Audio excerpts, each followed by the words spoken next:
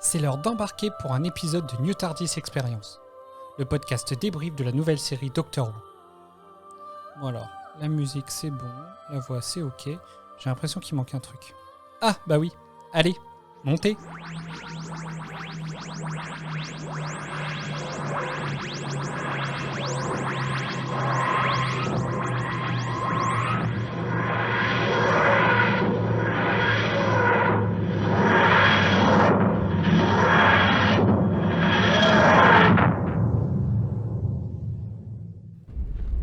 Ce que vous tenez, c'est un cadavre. Un cadavre comprimé et fondu. Oui, comprimé si on peut dire. Sérieux, J'ai entendu un cri, je crois que c'était ça. il était en train de se faire fond primé. Ouais, ça me plaît comme mot, c'est cool. Pas très cool pour la personne. J'ai jamais dit fond primé de ma vie, jamais. Une nouvelle planète, un nouveau mot, une mine antipersonnelle. Ouh, je passe une journée de dingue. Vous flippez là parce que vous parlez pour rien dire. Moi qui aime avoir une intro joyeuse, il est plutôt difficile de trouver la joie sur cet épisode. Un ancien showrunner de la série au scénario de celui dans lequel le docteur se trouve dans l'incapacité de bouger sans risquer de détruire toute une partie de la planète sur laquelle il est.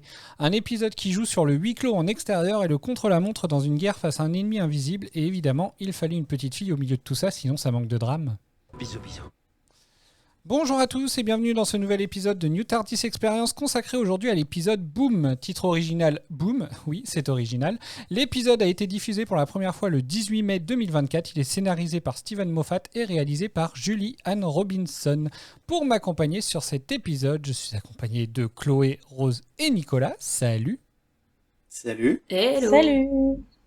Et pour cet épisode aussi, nous avons un membre de Retardis avec nous. C'est une nouvelle fois une personne membre des Néo-Whovians qui nous rejoint. Et c'est Mireille aujourd'hui qui nous accompagne. Salut Mireille. Salut. Est-ce que tout le monde va bien ? Très bien. Et toi? Ça va, merci. Et toi? Ça va. Super. On est déjà sur notre 4e débrief. Ça va vite. Ça va vite. Déjà. Oui, on C'est sera une bientôt à petite la saison, moitié. en plus. Ça va trop vite. Oh là là. Alors, je vais écouter votre mot et je poserai les questions à Mireille après le résumé. Allez. Bon alors, j'écoute votre mot et je commence par Chloé. Alors du coup, mon mot c'est minant. Mireille, j'ai mis un peu de temps à le comprendre, excuse-moi. Tension. Rose, Drama. Nicolas. Moffat. D'accord, très bien. Eh ben, on écoute le résumé. On commence cet épisode en rencontrant John Francis blessé et temporairement aveuglé avec son pote Carson. Attention, il ne faut pas s'attacher, ils vont crever en 2 minutes. On comprend qu'ils sont sur un champ de bataille en conflit contre les Castarions qui sont invisibles ou cachés dans la brume ou la boue. Carson tombe dans une crevasse, marche sur une mine, meurt, ça réveille une ambulance qui approche John, juge que son temps de récupération est trop long et le transforme en flashlight. Cherchez pas sur Google. En entendant son cri de douleur, le docteur accourt. Évidemment, on marche sur la même mine. Tant pis pour lui, Harry Sullivan n'est pas dans le coin. La mine fait en fait imploser la personne qui marche dessus. Mais avant de le faire, elle vérifie que c'est bien un humain qui a marché dessus. Ainsi, le docteur ne bouge plus. Contrôle sa respiration, sa tension, son rythme cardiaque. Au moindre pic d'adrénaline, la tension monte un peu plus et le docteur approche de la mort. La mine, comme l'ambulance, vient de la société Vilangard, les plus grands fournisseurs d'armes de la galaxie. Le docteur garde calme, contrôle la situation et explique à Ruby quoi faire. Après quelque temps, il réussit à poser son pied en tenant John Flashlight dans une main pour faire contrepoids. Un hologramme IA de John sort du truc, il nous explique pourquoi il est mort. Les vies, comme le reste, font partie du marché capitaliste pour Vilangard. Tandis que les patients coûtent cher, la guerre, elle, rapporte. Ainsi, l'algorithme de Vilangard maintient une force de combat suffisante pour permettre la perpétuité du conflit et ainsi la vente d'armes. Ensuite, Splice, la fille de John, arrive. Mais comme tout le monde s'en fout, je passe directement à Mundy. Mundy Flynn, également membre des Marines, n'est pas contente que le docteur tienne un cadavre. Elle lui tire dans le bras pour qu'il lâche, mais ça attire l'ambulance. Ruby comprend que l'ambulance est attirée par le conflit. Elle s'apprête à tirer sur Mundy pour la blesser gentiment afin d'éloigner l'ambulance du docteur. Mais au même moment, Kanto, qui a un crush sur Mundy, arrive et ne comprenant pas la situation, tire sur Ruby, moins gentiment. On nous explique enfin que les Castérions, qu'ils pensent combattre depuis 6 mois, n'existent pas. En réalité, ils se battent contre rien. l'algorithme fonctionne tellement bien qu'il a réussi à créer un conflit de toutes pièces sans adversaire. Les marines anglicans mouraient de leurs propres mines invisibles ou de leurs propres ambulances. Ensuite, le docteur est à deux doigts de citer Karl Marx, la religion est l'opium du peuple.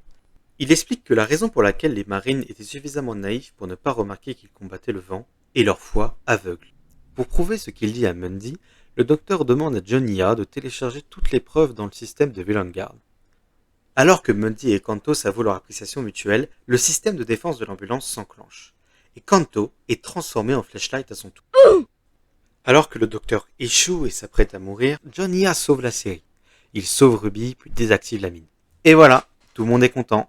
Tout va bien, Vilangard est détruit, on remballe tout, on se casse la semaine prochaine. Au revoir. And boom. Boom.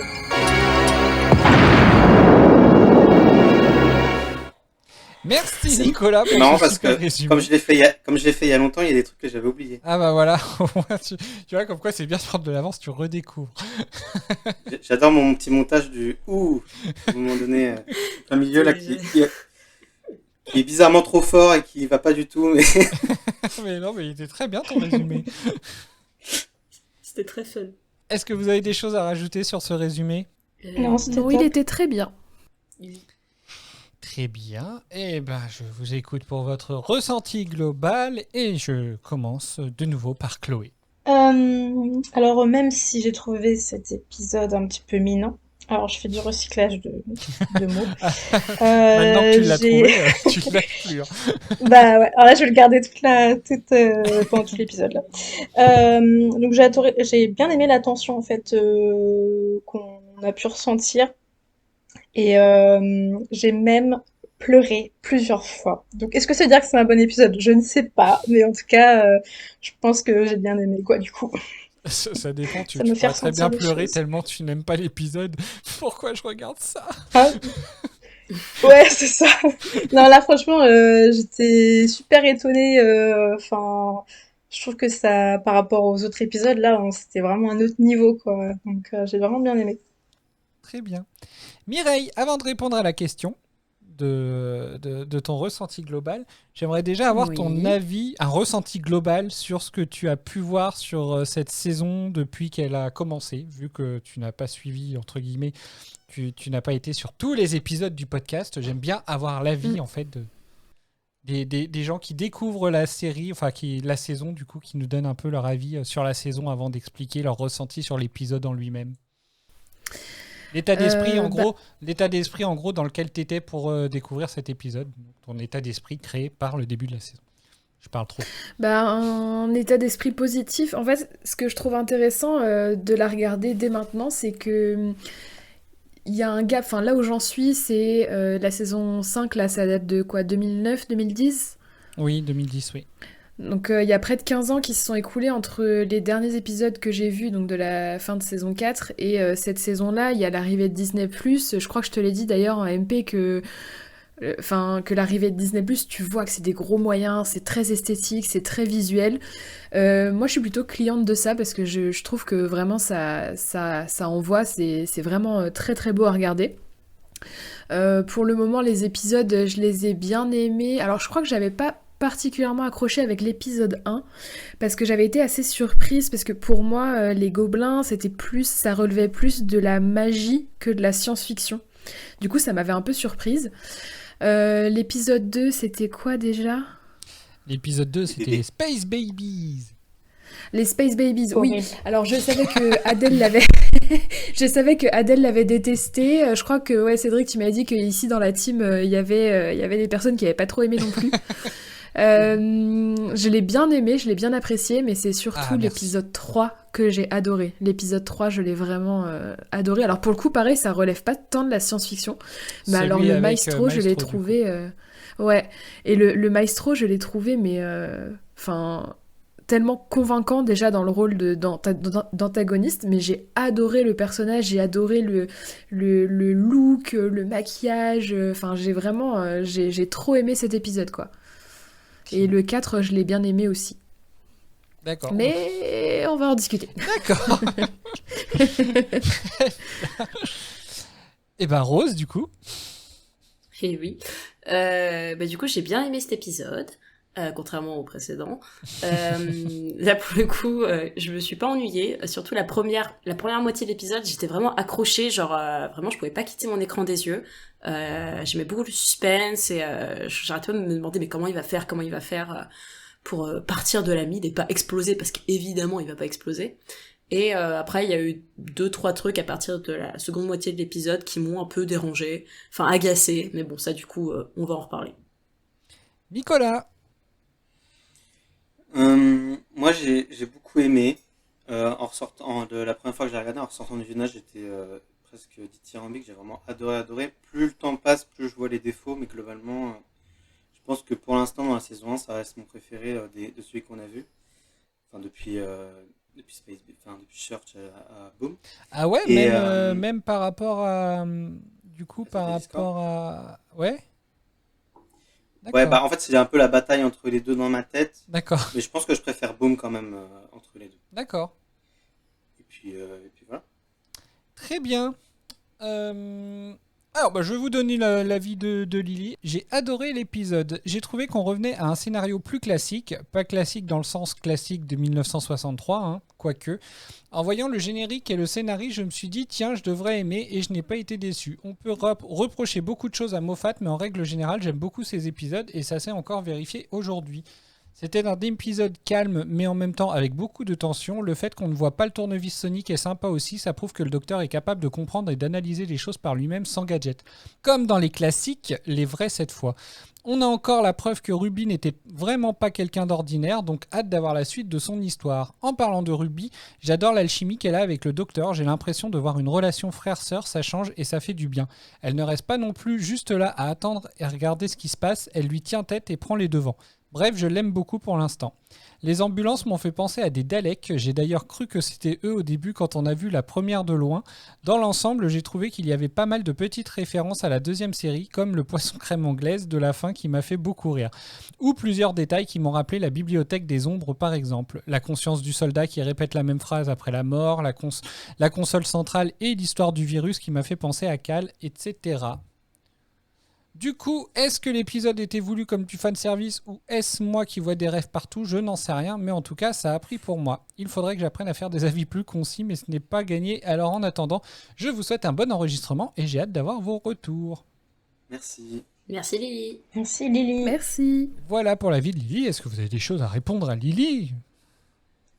Alors c'est marrant parce que du coup j'y pensais au poisson crème anglaise en me disant que au moins t'avais la ref, Mireille, du coup.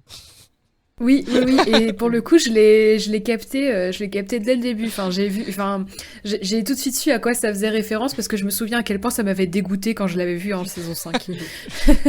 Apparemment, c'est pas si mauvais que ça. Il paraît, oui, oui, j'ai paraît. J'ai Pareil pas que envie de c'est pas tester, si perso. J'adore le poisson pané, j'adore la crème anglaise, mais ensemble, non. Bon, en tout cas, je pense que Lily, elle est pas folle de voir des références partout parce que globalement, c'est 90% des anecdotes. Ah voilà. Donc on fera le checking des références à anecdotes qu'a vu Lily à la fin de l'épisode. Elle aura son petit bloc pour cocher à côté. D'autres réponses ou on attaque le débat, enfin l'échange? Bah toi déjà, t'as pas donné ton avis. Donc on commencera pas tant que tu donnes pas ton avis. C'est vrai. Mon avis sur... Alors je suis mitigé en fait, je vous avoue, sur cet épisode. Alors moi c'est rare hein, les épisodes de Moffat dont je suis fan. Il y a beaucoup de gens qui effectivement... Moi je pense que le seul que vraiment j'adore c'est Blink. Après en dehors de ça, enfin voilà quoi... Bibliothèque des ombres, je trouve que c'est un bon épisode, mais je suis pas, enfin voilà, je trouve pas exceptionnel. Donc voilà, j'avoue que Moffat, je suis pas particulièrement un de ses plus grands fans. Mais pourtant, il y a Donna dans la bibliothèque des ombres. C'est Ouais. pas cœur avec les doigts sur celui-là? Bah si, mais pour Donna, pas pour l'épisode en lui-même. Il est trop bien. Moi j'adore.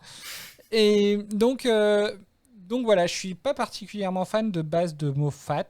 Et cet épisode-là, bah du coup, au bout d'un moment, j'avais l'impression de le trouver un peu redondant, long, quoi. Je trouve qu'au bout d'un moment, il y a plus il y a plus d'enjeu, on se lasse à la limite de dire bon, elle va exploser cette bombe ou pas là. Enfin, je sais pas. C'est peut-être méchant, c'est peut-être méchant de le dire comme ça. Mais ouais, je sais pas, j'ai trouvé un peu long l'épisode. J'ai pas super kiffé. Après, il se laisse regarder, mais j'ai trouvé un peu long.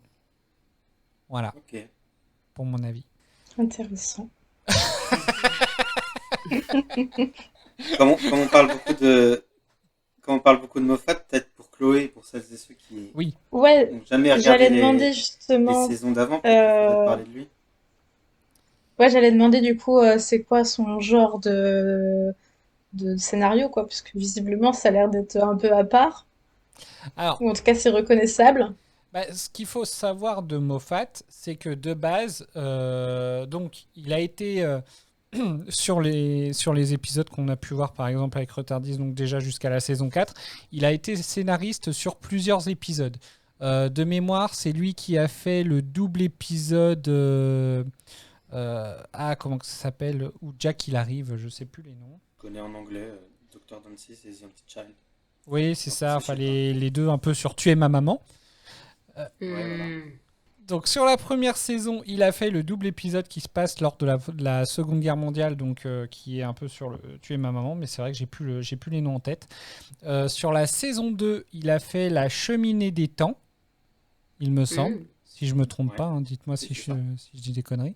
Donc lui, par contre, c'est vrai que c'est un bel épisode que j'aime beaucoup, j'avoue. Sur la saison 3, il a fait Blink, donc c'est Les Anges Pleureurs.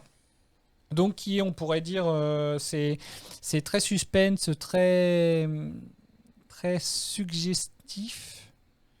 Enfin, je sais pas trop comment le dire. C'est assez C'est prenant. tension psychologique. Ouais, c'est ça. C'est assez prenant. Et sur la saison 4, il en a fait un sur la saison 4. Bah oui, la Bibliothèque Ah oui. des Ombres. On en parlait justement. Donc sur la saison 4, il a fait la Bibliothèque des Ombres. Donc du coup, il a fait au moins un épisode ou un double épisode par saison sur les 4 premières saisons. Et après, il a été showrunner de la série de la saison 5 à la saison 10. Donc voilà, Ok. en fait, c'est lui qui a dirigé la série sur 5 saisons. 6, du coup. Oui, ça fait 6. Sur 6 saisons. Donc voilà, c'était un peu un événement du coup qu'il revienne parce que je pense que peu de gens s'attendaient à ce qu'il revienne en tant que scénariste sur une série. Enfin, moi perso, je m'y attendais pas en fait. On a Voilà, peu... et puis en dehors de Doctor Who, il est connu pour être le créateur de la série Sherlock avec Oui, Benedict Cumberbatch. aussi, oui. Mhm. Et puis il a fait d'autres petites séries. Il y en a une sur Netflix qui a pas mal marché récemment, je crois, avec. Bref. Et ouais, bon, moi sur Doctor Who, c'est mon scénariste préféré, c'est celui qui crée. Parce que c'est celui qui est souvent le plus original et qui a la meilleure écriture de dialogue à mon goût. Il a toujours une espèce d'écriture qui est un peu poétique et en vrai ça se voit dans cet épisode-là dans Boom. Et puis, mais il y a des gens qui peuvent un peu moins aimer. Je sais qu'il y a des gens qui détestent son style. En général, il fait des histoires qui tournent autour du voyage dans le temps. Il adore faire ça. Et puis ouais, des histoires à suspense. C'est vrai qu'il a son style à lui. D'accord. Donc c'est pour ça que c'était ton mot, parce que toi tu l'aimes bien, quoi. Oui, que son style est encore une fois très reconnaissable. Il y a du Moffat partout en fait dans l'épisode. Et du coup, Mireille, qu'est-ce que tu allais nous dire? Ben, alors j'avais pas tilté que c'était lui qui avait écrit le double épisode sur la guerre mondiale, Ouais. mais j'ai dans mes notes plusieurs fois Splice, je sais plus, Splice. Oui. Elle dit dans l'épisode Where is Daddy? Et ça m'a fait penser à Where is my mommy? Et du coup, à chaque fois, j'étais alors laisse-moi tranquille, je suis pas ta mère. J'avais ça en tête à chaque fois. Ça me faisait penser à ça. Et du coup, bah, je viens de faire le rapprochement. Donc D'accord. voilà. Ah bah, ouais. Juste, j'avais pas capté que les deux épisodes étaient scénarisés par la même personne. Du coup, on verra dans les anecdotes si c'est une référence. Ouais.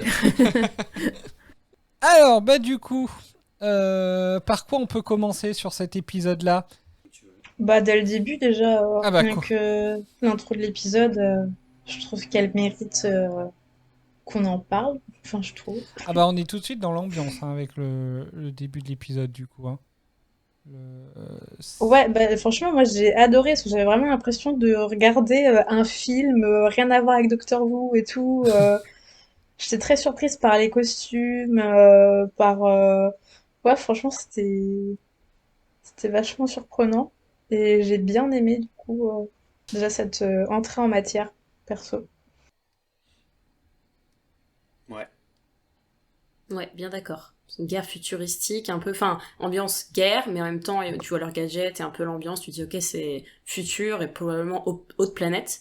Et le détail que j'ai bien aimé aussi, c'est vraiment l'ambulance, quand du coup, il parle pas d'Annie ou quoi, je sais plus ce qu'il dit, l'autre soldat qui va mourir sur la mine, qui guide le père aveugle, et il lui dit, faut faire gaffe parce qu'on risque de croiser une ambulance, et tu te dis, ah, dit comme ça a pas l'air d'être une bonne chose, ok, va falloir se méfier de ça, et c'est un peu intriguant, et ouais, c'est une bonne Mm. entrée en matière. Ouais, ça c'était pas mal, ouais, de pas trop savoir si c'était ennemi ou ami, c'était plutôt pas mal. Ce que j'ai trouvé intéressant, c'est que, enfin moi en tout cas je l'ai perçu comme ça, c'est que le soldat qui guidait avait l'air inquiet à l'idée de trouver une ambulance, alors que le soldat qui était blessé avait plutôt l'air de se dire bah ça peut être une bonne chose, enfin ça peut m'aider, etc. Et du coup, moi j'ai trouvé ça intéressant le fait qu'ils aient pas tous les deux la même opinion, c'était encore plus intriguant, je trouvais que s'il y avait eu, enfin si les deux avaient été d'accord, enfin là le fait que les deux étaient pas d'accord, je me suis demandé mais enfin qu'est-ce qu'elles ont leurs ambulances pour qu'il y en ait un qui en ait peur et l'autre qui ait l'air plutôt relax à l'idée d'en croiser une quoi. Mm. Mm. Après, moi, il y a aussi vraiment le côté guerre, mais qui soit en tenue de prêtre. Ça, Ouais. j'ai bien aimé. Enfin, je trouve que c'était vraiment, comment on peut dire? Aidez-moi. Intrigant. Bah oui, Euh, Original. un peu Original. contrasté, Non, mais je veux dire que ça, enfin c'était contradictoire. oui, ouais, Ah, contradictoire, Contradictoire voilà. et du coup, ça faisait un peu, enfin, je sais pas, ça faisait un peu penser comme à des. Là, je vais super loin, hein. Comme un peu aux croisés. Mais genre qu'ils aient des guerres de religion, mais là c'était en Ah mode oui, ok. croisé, mais version futuriste en fait. ouais, Mm. voilà, hein. C'est un peu l'idée, je pense. Ouais, t'imagines un peu tout, de toute façon, quand t'as pas encore totalement le contexte, tu vois ça, t'as des dialogues, mais tu comprends pas tout ce qui se dit, du coup c'est un peu ambigu. Ouais, non, non, Et ouais, c'est je ça vois qui est ton point fort, de c'est vue. réussir à mettre en place tout un univers ultra rapidement qui paraît si éloigné d'une autre et tu sens que tu es dans le futur et même la planète elle est super bien faite, je trouve. Et tu te sens directement, tu sais que tu es sur un champ de guerre et puis tu reconnais des soldats, tu sais que c'est des soldats, tu vois qu'ils ont leur collier de prêtre, voilà. Donc ça va super vite, à la fois visuellement et puis ce qui permet vraiment l'immersion hyper rapidement. Et puis voilà. Puis après, c'est intriguant aussi. T'as l'ambulance qui arrive assez vite, la mine, le gars qui crève, un Bah enfant, qu'est-ce qu'elle fout là? tu t'y attends pas, hein, la mine, enfin quand il marche sur la mine alors qu'il est en pleine conversation, c'est assez surprenant. Ouais, et puis la gamine, oui aussi, je l'ai trouvé relativement chill. Le père, du coup, a appelé sa fille, ouais, brosse-toi les dents. Je me dis, ah, c'était vraiment obligé, tu pouvais pas attendre de rentrer dans 10 minutes, ça a pas l'air hyper loin non plus. Bon, il a bien fait de l'appeler parce qu'au final, il lui parlera plus, mais bon. Ouais, je pense qu'il savait un peu, hein. Ouais, ça c'est juste la partie que j'ai pas trop trouvé logique en vrai. La gamine? Mais je pense que ouais, ouais, mais je pense que ça sert l'histoire en fait pendant tout le long quoi. S'il y avait pas cet enfant, il y aurait pas du tout de fil conducteur. Enfin, pour que les personnages se retrouvent en fait à un moment donné à cet endroit en fait. Enfin, je Ouais. pense. Cette fois, c'était pas un bébé. Non, là, c'est mieux. C'est mieux. Elle parle et tout. Enfin, elle parle. Parler aussi, surtout, Enfin mais oui, les bébés aussi parlaient. c'était ça le problème, d'ailleurs. C'était ça le problème. Ouais, bah, c'est pas un bébé, elle est plus grande, mais en attendant, elle cherche son père hyper longtemps, et je sais pas, je me dis qu'à sa place, j'aurais peut-être compris un peu plus tôt qu'il y avait un souci. Enfin bref, c'était un de mes points noirs. En vrai, au bout d'un moment, bon, elle m'a un peu saoulée. Bah, la gamine, elle est vraiment étrange parce que c'est vrai que ses réactions sont vraiment bizarres. Je pense que l'une des volontés de scénariste, c'était aussi au faire de continuer ce qu'il raconte autour de la foi qui rend aveugle. Et il te présente la petite fille qui est tellement persuadée que, en fait, la mort, c'est pas une mauvaise chose, c'est juste mon père, il est de l'autre côté et il est heureux et puis je vais bientôt le rejoindre et voilà, tu vois, elle a pas peur de la mort, ce qui rend logique le fait qu'elle aurait même pas peur de la mine, etc. Mais d'un autre côté, Hmm. c'est vrai que je trouve que c'est pas super bien foutu et présenté. Parce que même si c'était ça la volonté, j'aurais préféré le montre mieux. La foi rend Parce que- aveugle et son père est aveugle. Comme c'est étrange. C'est un complot. Mais je sais pas si Sacré la fille est- coïncidence. je sais pas si la fille est censée être une sorte enfin, une sorte de, genre l'élément attendrissant de l'épisode en mode ah c'est une enfant, elle est trop mignonne, haha. Bah ça a pas marché sur moi. Vraiment, elle m'a saoulée tout le long. J'ai, ouais, je l'ai trouvé, je sais pas, un peu, Encombrante. bah déjà pas très poli, bah ouais, et puis pas très poli pour commencer. Et puis. Elle a pas dit bonjour. Mais non, mais. Enfin, je sais pas, j'ai l'impression, à un moment, bah justement, quand le père est décédé, Ruby et le docteur, ils essaient de lui montrer un peu de compassion. Et j'ai pas trouvé crédible sa réaction, parce que certes, il est pas. Enfin, il est juste mort, il est pas parti, ok, enfin, dans sa croyance, ok. Mais j'ai l'impression qu'il n'y a pas un seul moment où elle est triste, il n'y a pas un seul moment ou en tout cas, elle laisse paraître sa tristesse.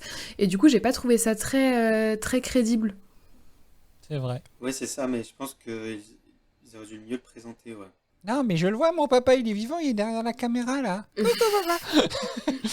Ou alors que ça se voit qu'il est pas vivant. En plus, on voit que c'est un hologramme, quoi. Et je pense qu'elle est, elle est capable de comprendre que c'est un hologramme, mais dans sa tête, c'est la même chose, en fait, je pense. Ou après, elle est Et peut-être en si état tu de choc pousses, aussi. si tu Hein, pousses elle le vient vice de la religion ultra loin jusqu'à ce que ça soit presque irréaliste, en fait. Et que tu pousses l'idée que tu peux Ouais, je vois croire tout comme et ça. n'importe quoi, peut-être qu'elle peut se dire, bah, c'est que mon père version IA et mon père version réelle, bah, c'est pareil, en fait. Parce qu'elle le croit et que... Mais ça aurait dû être mieux fait, je pense. Ouais, c'est ça. Présenter comme ça me paraît bien, mais du coup, ils auraient pu plus le montrer qu'à la fin, juste dire mais non, il n'est pas mort, il est là. Bon, ok, du coup, tu comprends le message, mais du coup, effectivement, si ça avait été un peu montré plus tôt, ça aurait été plus agréable à regarder, je pense. Bah, un autre truc qui fait que je la trouve pas crédible non plus, c'est. Je sais pas, elle doit avoir quoi? 10 ans, grand max? Je sais pas, moi je lui donne 8-10 ans. Peut-être plus 10 quand même. Et je trouve qu'elle a. Enfin, en tout cas, le personnage, j'ai l'impression qu'il a été écrit de manière à être, en tout cas, moi je pense, trop mature pour son âge. J'ai l'impression, dans sa façon de s'exprimer, dans sa façon de se comporter, etc., que c'est une adulte, une jeune adulte à la rigueur. Et du coup, je trouve que c'est en décalage par rapport à l'âge qu'a l'actrice à l'écran, quoi. Et du coup, je sais pas, ça m'a un peu intriguée, enfin, mais pas dans le bon sens, quoi. Après, ça peut peut-être. Je suis d'accord avec toi que peut-être qu'ils auraient peut-être dû choisir peut-être une actrice un peu plus vieille, peut-être une jeune adolescente, mais peut-être que ce côté mature du personnage, c'est dû au fait qu'elle ait perdu sa mère, qu'elle soit quand même dans un camp comment on appelle ça? Enfin, c'est quand même un camp de soldats. Son père, il est parti à la guerre. Elle a quand même traversé tout un champ de plein de mines, etc. Peut-être il y a d'autres cadavres aux alentours, enfin d'autres urnes. Enfin voilà, donc peut-être que elle est un peu déjà enfin, projetée dans un monde bah, où il n'y a pas vraiment d'enfance, quoi. Ouais, c'est Et du sûr. coup, ça lui donne cette air mature. Enfin, peut-être, hein. C'est sûr. Mais tu vois, par exemple, un exemple, c'est quand elle est au camp, justement, et qu'elle parle à Mundi, je sais pas comment on le dit, et comment? Qu'elle la recadre un petit peu sur la manière dont elle traite Kanto. Je pense que c'est pas une enfant. Enfin, je pense pas qu'une enfant pourrait faire ça à la maturité nécessaire pour voir ça et le dire. Enfin, C'est vrai, ouais. c'est pas une réflexion d'enfant, je trouve, quoi. Mm. Mais ça, c'est les enfants de fiction qui sont toujours plus intelligents qu'ils ne le paraissent, enfin, que leur âge, quoi. Et je me demande s'il n'y a pas aussi une volonté de vouloir faire de la rendre bizarrement dérangeante. Uncanny en anglais, mais je sais pas si tu vois ce que je veux dire ou pas. L'idée de qu'elle. Tu te dis, il y a un truc qui va pas avec elle, clairement. C'est une enfant décalée. Je pense qu'il y a un peu ça aussi comme idée. Direct, j'ai pensé que cet épisode, c'était une satire de la religion. Je sais pas si c'était voulu, je sais pas si ça fera partie des anecdotes que vous comptiez raconter, mais voilà, moi je l'ai perçu clairement comme ça en fait, cet épisode, que c'était ouais, une satire contre l'Église en général. Je sais pas si vous êtes d'accord ou Je, pas. un- Ouais, je suis je d'accord. l'avais mis dans mes points débat. Et en fait, pour moi, c'est pas vraiment ça. En fait, l'idée, c'est que. Parce qu'il y avait beaucoup de réactions, même très négatives, de gens qui disaient, mais c'est honteux d'avoir un épisode qui est anti-religion comme ça. Mais moi, pour moi, c'est pas un épisode anti-religion ou même anti-église de manière générale. C'est. Parce que à la fin de l'épisode, le docteur, il dit j'ai beau pas trop aimer la foi, je reconnais que même moi, j'en ai besoin. Et je pense que c'est plutôt là-dessus, en fait. C'est l'idée que la foi, peu importe, que ce soit la foi dans une religion ou même la foi en autre chose, elle peut t'aveugler, elle peut, et c'est plutôt le message, c'est plutôt là-dessus, je pense, le danger d'une foi aveugle en quelque chose qui t'empêche de réfléchir correctement, plutôt que l'idée de dire bah, toutes les religions sont mauvaises, regardez, tu vois, parce que moi j'ai fait la blague de Karl Marx, mais je pense que c'est pas vraiment ça le message de l'épisode. C'est pas vraiment de dire que les religions c'est l'opium, machin. C'est plus de dire bah, la foi, poussée au vice, peut t'aveugler. Il y a aussi tout un pan de l'épisode qui dénonce le capitalisme, ou en tout cas la capitalisation sur les vies humaines, sur la guerre. Euh, et du coup, moi je savais pas si... Enfin, j'ai pas su si l'épisode dénonçait plus finalement euh, la religion, entre guillemets. Enfin, comme tu l'as expliqué, Nico, c'était à peu près cette idée-là que je m'en étais faite. Ou s'il dénonçait plus le capitalisme. Mais enfin, j'ai trouvé Moi, je pense qu'il y que a un peu des deux, ouais. ouais, Enfin, il peut-être y un a peu des des deux. deux, mais ce que tu dis, oui, peut-être même plus que le côté religion, ouais, ouais, le côté capitalisme, totalement. Et franchement, ça m'étonnerait même pas que cette idée, elle vienne d'une idée de départ qui soit poussée à l'extrême, en vrai.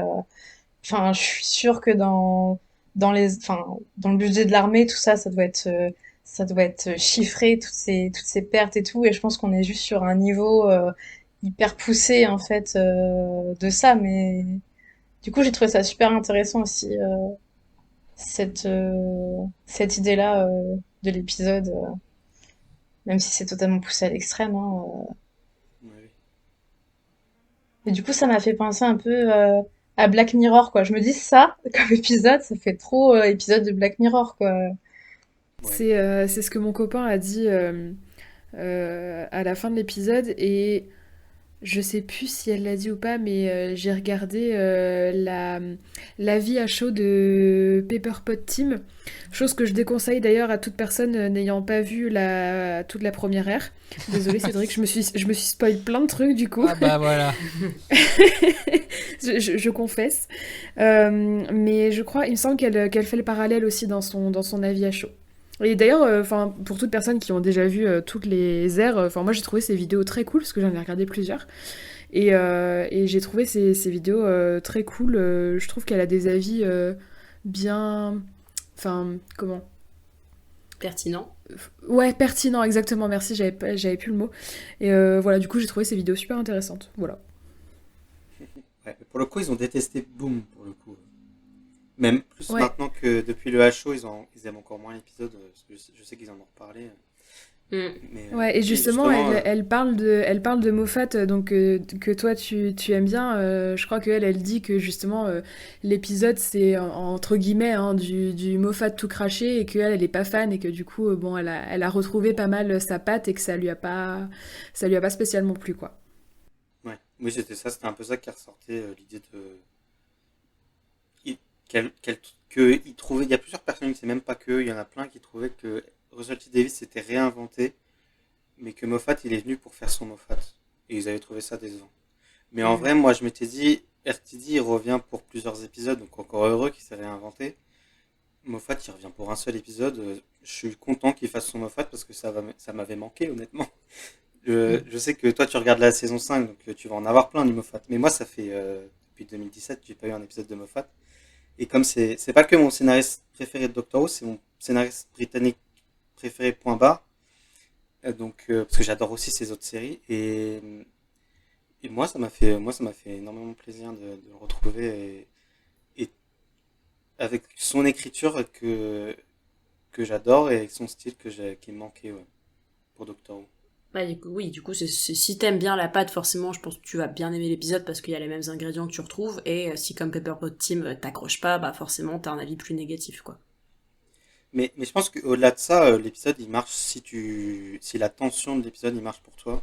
Si tu tombes pas dans la tension, parce que je pense qu'il y a pas mal de gens qui lâchent, soit au moment où Splice arrive, soit au moment où Ruby se fait tirer dessus.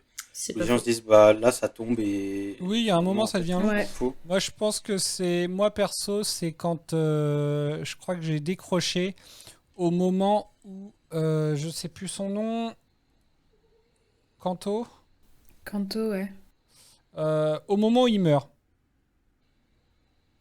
J'ai trouvé ça Ouais. redondant. Ah, quand le. Oui, ok. Ouais. Là ça approche de la fin quand même. Bah c'est vers la fin, mais ouais, mais je trouvais que, enfin voilà, ça commençait à être long là au bout d'un moment, parce que ok, donc il y a eu le passage, donc on a vu le passage, donc la scène pré-générique elle est franchement top. Après donc il y a l'arrivée du docteur, donc c'est qui est aussi, elle est assez rapide en fait. Il est déjà là, il entend le bruit, il y va direct en courant sans chercher à comprendre. Enfin voilà. Je trouve qu'il y a vraiment une intégration dans l'épisode du docteur qui est assez rapide et tranchée, j'ai envie de dire. C'est pas. Enfin voilà, quand on voit pas le Tardis se poser. Et donc je trouve que c'est vraiment d'un coup en fait. Donc dès qu'il y a le premier mort, on voit le docteur qui entend le cri et qui sort, qui court. Et voilà, donc du coup on lance l'épisode. Après, donc forcément, il y a la scène de comprendre ce que c'est que cette mine. Puis après, il y a la petite fille qui vient rajouter un petit peu de péripéties en voulant à tout prix récupérer son père alors que le docteur s'en sert comme pour tenir l'équilibre au niveau de la mine. Puis après, bah, c'est Moonday qui arrive. Et puis bah, après, c'est lui. Donc c'est vrai que tout ça, mais encore, tout ça, ça vient. J'ai envie de dire, à chaque fois, c'est presque une nouveauté, puisqu'au final, bah, quand lui il arrive, il blesse Ruby, donc voilà, c'est quelque chose auquel forcément on s'attendait pas forcément, parce que quand on est dans la tension, justement, du moment, bah en fait, on l'a un peu oublié, le gars, j'ai envie de dire, on n'a pas pensé que le gars il pouvait se pointer, alors que pourtant, quand elle l'a eu en ligne juste avant, on s'attend à ce que le mec, comme il sait où elle est, on se doute que le mec il va débarquer, mais au final, au moment où ça arrive, bah, tu t'attends pas à ce que ce soit là et qu'il touche Ruby en fait. Vous voyez ce que je veux dire? Ouais, je suis totalement d'accord avec toi parce que j'ai fait un... Du coup, j'ai regardé une première fois l'épisode. Je l'ai adoré. C'est pour Ouais. ça que je suis venue d'ailleurs à cet enregistrement-là parce que j'ai beaucoup aimé le premier épisode. J'étais vraiment à fond dans la tension. J'ai pas du tout vu Kanto venir tuer... Enfin, tirer sur Ruby. J'ai absolument pas vu venir le moment où il allait mourir. J'étais vraiment à fond dans l'épisode, à fond dans la tension et tout. Ouais. Et je l'ai regardé une deuxième fois et je l'ai Ouais. beaucoup moins aimé. Ah bah parce que tu L'épisode en connaissais global. déjà les choses du coup Parce que ou- parce qu'en fait, du coup, vu que je l'avais déjà vu, j'étais moins dans la tension. Et en fait, c'est là que je me suis rendu compte qu'effectivement, bah, par moments, ça traînait en longueur, que la petite fille, elle était chiante, enfin voilà, ce genre de choses. Et ensuite, après mon deuxième visionnage, c'est là que j'ai regardé la vidéo de Pepperpot Team. Et c'est là que ça a achevé finalement, de basculer mon avis. Alors, peut-être pas sur du négatif, mais au moins sur un truc beaucoup plus neutre que ce que j'étais avant, où j'étais vraiment genre, waouh, il est trop bien cet épisode, je l'ai adoré, quoi. Mais après, du coup, ben, en fait, au moment où il meurt, lui, moi, je pense que je l'ai décroché parce que je me suis dit, mais là, ça fait un coup de trop, en fait, je sais pas. Alors que, bah, enfin voilà, c'est un épisode qui joue sur la tension. Donc, au bout d'un moment, s'il n'y a pas de mort, t'as l'impression qu'il n'y a pas vraiment d'enjeu. Et s'il n'y a pas vraiment d'enjeu, tu t'as pas la tension au final. Ouais, après, c'était peut-être pas une mort nécessaire, sa mort à lui, quoi. Bah, c'est ça. Bien qu'elle était inattendue, bon, je vois pas ce qu'elle a... Enfin, je me souviens plus trop ce qu'elle apporte. Mais bon, je pense qu'on aurait pu l'éviter, en vrai. Ouais, bah En c'est tout pour cas, la moi, j'étais tragique trop histoire triste quand d'amour. Ouais, bah ouais. Ouais, c'est pour l'aspect Ouais, ouais. tragique, je pense, ouais. Ouais, c'est ça, oui, c'est ça. C'est plutôt pour le personnage de Mundi que, du coup, ça apporte quelque chose, quoi. Hmm. Nicolas? Pour le coup, c'est la romance entre Mandy et lui, dont j'ai oublié le nom encore. je trouvais que c'était vachement sympa dans l'épisode. C'est un truc que j'ai beaucoup aimé. Et la scène où il meurt, moi je trouve que c'est plutôt une scène qui m'a plutôt ému et qui a été vachement efficace pour moi. Et Bah perso, j'ai pleuré, mais est-ce ouais, que voilà. Mais c'était tu vois, je utile peux en vrai? comprendre, tu vois. Bah, oui, parce que ça rajoute à l'épisode un petit point émotif. Et puis en plus, je crois qu'ensuite, tout s'accélère. Pour moi, dans ma tête, tout s'accélère au moment de sa mort et puis jusqu'au moment Oui, où. t'as raison. Oui, parce qu'en fait, s'il était pas mort, je pense qu'ils auraient encore discuté pendant 100 ans, parce qu'en fait, c'est au moment où il meurt que là, ils se disent, ah ouais, faut vraiment aller dans la machine, je crois, parce que sinon, Oui, parce la qu'en fait, mine, sa elle va mort, exploser ou je sais c'est pas quoi. la machine qui se défend, en fait. Donc tu comprends que, ah oui, Oui, c'est c'est bon, la ça, ouais. machine, elle est en train de se défendre, et puis il y a plusieurs ambulances qui arrivent d'un coup euh, pour les attraper, donc tout s'accélère à ce moment-là. Et puis ouais, je trouve ça assez émouvant, j'aime beaucoup leur petit truc ensemble. Je trouve que ça a apporté quelque chose à l'épisode, mine de rien, la petite romance toute mignonne que j'ai bien aimé C'est pour le vrai. coup, que d'autres n'ont pas du tout accroché au truc, mais moi j'ai bien aimé, tu vois. Je reconnais que la petite fille peut être ennuyante, mais j'ai du mal à reconnaître que la romance entre les deux était nulle ou forcée ou Ah, d'autres trucs que j'ai pu bah, entendre. perso, oui, je l'ai pas trouvé nul ou forcé, au contraire, j'ai trouvé sympa. Mais c'est peut-être ça, en fait, hein, qui m'a fait décrocher de l'épisode, hein, le fait de le voir mourir. Je me suis dit, ouais, vas-y, non, ça craint ça. Je sais pas. À la limite, tu vois, presque, je préférais que ce soit le personnage de la gamine. C'est horrible, hein. Mais, Ah, mais Ouais, non, c'est ah bon, ouais, tu vas non, là, rejoindre ton ça aurait père. été Ouais, trop. terrible. mais non, Ah non, non, là, ça aurait été vraiment trop mais moche. oui, non, mais ça, oui, ça l'aurait été parce que de toute façon, je crois qu'il arrive jamais rien enfin, non, je vais pas le dire, ça peut mettre du spoil et tout pour les suivants. Mais non, je trouve que c'est dommage. Ouais, vraiment, ça. En fait, j'ai trouvé ça vu et revu en fait, toujours justement une belle histoire qui au final, bah voilà, ça se finit tragiquement. Ah, j'ai un peu l'impression que c'est assez régulier dans les Doctor Who du coup. Et c'est ça, en fait, je pense, qui m'a agacé. Peut-être le fait que, justement, bah, comme par hasard, au moment où ils se comprennent, bah voilà, le gars, il y passe, quoi. C'est vraiment quelque chose qui m'a agacé, ouais. Ouais, c'est injuste pour eux, quoi. C'est ça, ouais. C'est trop triste. C'est peut-être ça, ça doit être C'est mon sentiment dégueulasse. d'injustice qui m'a fait détester l'épisode. Oh. Ah ouais, carrément, C'est tu l'as carrément. détesté. Non, non, qui m'a fait détester cette partie de l'épisode. Ah! Excuse-moi. C'est vrai, je dois faire attention aux termes que je dis parce que c'est. Mais non, mais c'est vrai. Et puis au final, ouais, je pense qu'à la fin, au final, je devais être un peu dans le même état que Monday. Du coup, quand t'es dit à quoi bon, j'ai dû me dire pareil pour finir l'épisode. Ouais, à quoi bon de toute façon. Il a rien de bon à m'apporter ce truc. Je sais pas. Au moins, ça fait ressortir des choses. Ouais.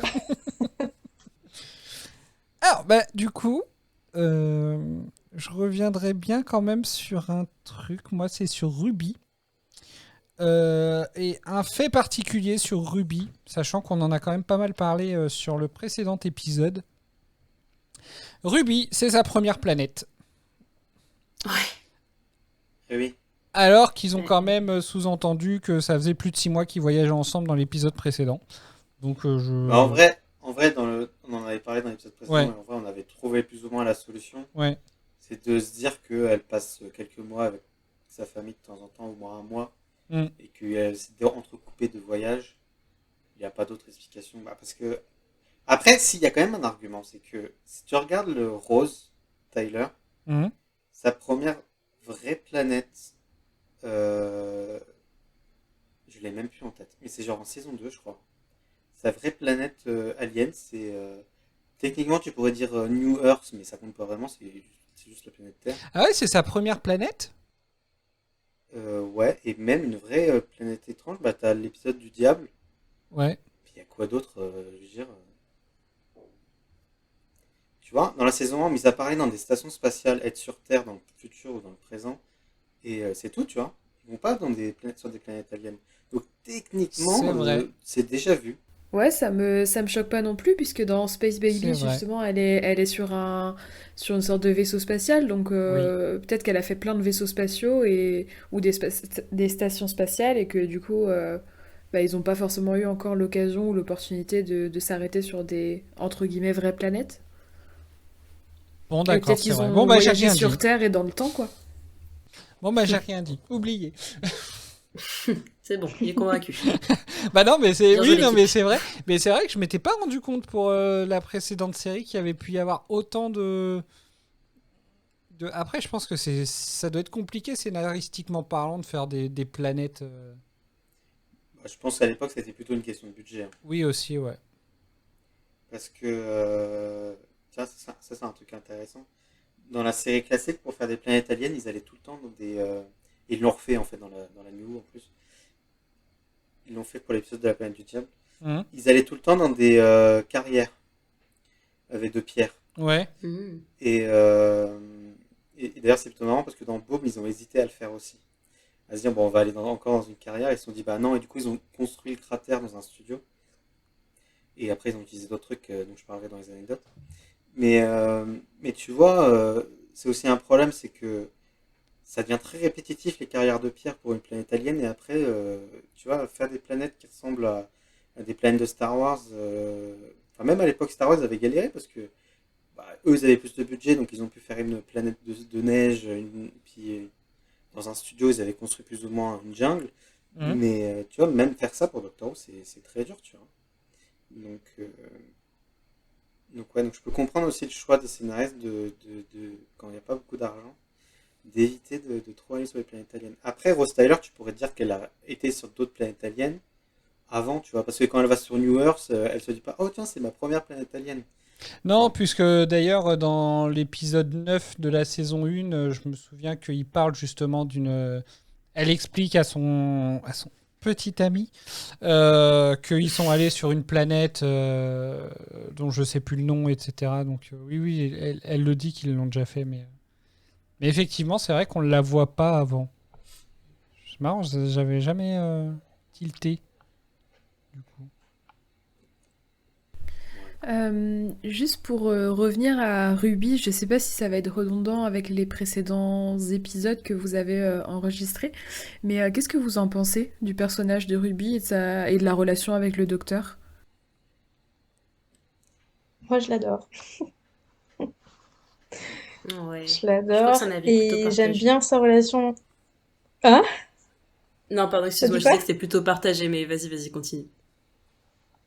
Bah, par rapport à sa relation avec le docteur, je trouve qu'elle est plutôt cool. C'est pas prise de tête. On voit pas. Enfin, je trouve qu'ils sont plutôt sur un pied d'égalité en fait. Je trouve qu'aucun des deux prend vraiment le lead sur l'un sur l'autre en fait. Elle se fait pas guider. Enfin, comment dire? Elle prend ses initiatives, etc. Et je trouve que c'est plutôt cool, quoi. Voilà. Maintenant, cet épisode, elle fait preuve de pas mal de courage et tout. Mais après, quand on arrivera à la fin de la saison, je pense que j'aurai pas mal de choses à dire sur Ruby. Bon, pour l'instant, En oui, négatif? j'aime bien. Bah, dans les deux sens, globalement. Ouais, j'aime bien sa relation avec le docteur, du coup. On sent ils ont vraiment l'air potes, quoi. Surtout dans l'épisode avec Space Babies où le docteur se foutait d'elle quand elle était recouverte de morve. Ça a vraiment l'air d'être deux bons potes et bah, du coup, c'est aussi avec l'âge des acteurs, ils paraissent assez jeunes et du coup, l'alchimie se fait bien, je trouve. Et c'est bien qu'il n'y ait pas d'histoire d'amour entre eux. On croise les doigts. Ouais. Je te rejoins là-dessus, Rose. Celles et ceux qui vont écouter Retardis savent à quel point ça me désespère les love interest entre docteur et compagne. Et c'est précisément une des choses que j'adore dans leur relation, c'est effectivement il y a à aucun moment un seul sous-entendu de potentiel love interest et j'aime beaucoup et c'est vrai que tu vois que c'est genre vraiment une vraie amitié qui les lie entre les deux et Ruby en elle-même c'est indépendamment du docteur, c'est vrai que j'aime beaucoup le personnage aussi. Je rejoins beaucoup ce qu'a dit Chloé là-dessus. Enfin voilà, elle est solaire, elle est lumineuse. Enfin, pour le coup, je l'aime trop. J'adore. Qui est beau. Et toi, Cédric? Moi, je ne préfère pas répondre. Et je pense que c'est peut-être pour ça que Nicolas ne veut pas répondre non plus. C'est que moi, je pense que j'ai mon avis aussi qui est biaisé par la suite, vu que je connais Oui, c'est ça. Oh non, arrêtez. les épisodes suivants. Arrêtez, je vais pas être déçue de Ruby quand même. Ah, mais Non, Je vais pas être déçue de ma BFF. Non, là. je n'ai pas dit que j'avais un avis négatif ou positif. Je dis que l'avis que j'ai s'explique par rapport au fait que comme j'ai vu des épisodes, et c'est vraiment une chose, par exemple, dont je me suis rendu compte à la vue du dernier épisode qui a été diffusé, vraiment comment je trouvais Ruby. Donc du coup, ce serait biaisé en fait de répondre actuellement. Enfin, de répondre sur cet épisode ce que je pense de Ruby, parce que au moment où j'ai vu cet épisode-là, je ne pensais pas forcément la même chose que ce que j'en pense maintenant. C'est pour ça que je ne préfère pas répondre à cette question. Voilà. J'ai peur maintenant. J'ai pas réfléchi, moi j'ai répondu comme ça, donc ça peut te rassurer, j'ai un avis positif et je suis à jour aussi. Donc bon, peut-être que je réfléchirai à 2 fois la prochaine fois. Je rejoins Rose, je suis à jour de la série aussi, et pour le coup je vois pas, surtout que j'ai vu le dernier épisode récemment, je crois que je l'ai vu le week-end dernier. Et du coup, je vois pas du tout pour le coup à quoi vous faites référence, Cédric et Nico. Je suis curieuse de savoir, donc on va en discuter plus tard, mais non, c'est juste que voilà mon ressenti, mon ressenti sur la campagne de toute façon généralement peut se faire vraiment sur plusieurs épisodes. Après, on a connu. Moi personnellement, donc du coup j'ai connu plusieurs docteurs qui ont plusieurs compagnes, des fois la même compagne avec plusieurs docteurs et inversement, enfin voilà. Et du coup, c'est en fait ça se fait vraiment sur la longueur, je trouve, sur la durée de quand à force de voir les personnages dans plusieurs situations, voir comment ils sont, comment ils se comportent, comment ils sont construits.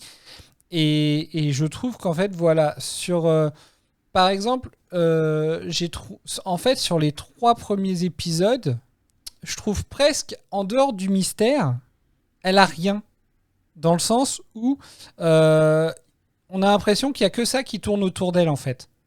Et c'est ça, moi, qui me dérange un peu. Parce que, par exemple, justement, sur cet épisode-là, au moment où elle se fait tirer dessus, voilà, le seul moment où il se passe un peu d'action, entre guillemets, au niveau de Ruby, ça la ramène au mystère qui est autour d'elle. Voilà, elle se fait tirer dessus et donc on passe un petit temps entre guillemets, à la voir supplier entre guillemets l'ambulance de lui annoncer qui est son parent le plus proche. Et du coup, en fait, donc si j'essaye de me replacer sur ce que je pensais à ce moment-là d'elle, du coup, il n'y a pas la profondeur du personnage, donc je ne la connais pas assez pour savoir si je l'apprécie ou pas. Voilà un peu ce que je peux dire. Je sais pas si c'est clair. Mais je suis curieuse d'ailleurs de ce mystère un petit peu de qui est son parent, parce que dans le premier épisode, je crois que c'est dans le premier épisode, le docteur dit qu'il ne peut pas retourner sur sa dans Space Babies. Dans Space Babies, qui peut pas retourner sur sa propre timeline. Et du coup, je me dis, vu que dans le premier épisode, il est retourné voir, il est retourné à l'église pour sauver Ruby, je suis curieuse de savoir comment est-ce que ce mystère justement de l'identité de ses parents va être résolu, parce que vu qu'il est allé à Ruby Road, techniquement, il peut pas y retourner. Donc, j'ai assez hâte de voir comment ça va se dénouer ce truc. On a tous hâte. Oui. Mystère. Boule de gomme. Donc voilà, je pense que j'ai pas trop mal répondu au truc, mais en essayant de garder le suspense. Tu sauras dans 3-4 épisodes si je la déteste ou si je l'adore. Bon. Tu vas me reposer la question à tous les épisodes pour savoir où j'en suis. Mais moi, limite, ça va même plus loin, parce que ma réflexion, c'est de me dire, je donnerai mon avis définitif sur Ruby à la fin de la saison. Ah ouais, toi t'es plus... oui, ah ouais. Non, moi je pense que là, par exemple, sur l'épisode qui a été diffusé en dernier, donc au moment où on enregistre, c'est l'épisode 6 officiel, donc l'épisode 7 pour Disney+. Rogue. Et voilà, Rogue. Et du coup, voilà, là, je me suis vraiment rendu compte de ce que je pensais du personnage en tant que compagne et donc du personnage de Ruby. Mais voilà, mais je ne peux pas dire cette réponse parce que ça induit en erreur par rapport à comment je le ressentais sur Boom. Voilà. Que de mystère. Mais en vrai, alors après, mais c'est vrai ce que vous dites quand même, qu'on voit qu'au final, dans ce passage-là, comme le disait aussi Lily dans son avis, elle tient tête au docteur, elle sait ce qu'elle veut, moi je trouve je trouve ça chouette d'avoir une compagne un peu comme ça, qui sait tenir tête au docteur et justement qui fonce pas forcément tout le temps tête baissée dans ce qu'il lui dit.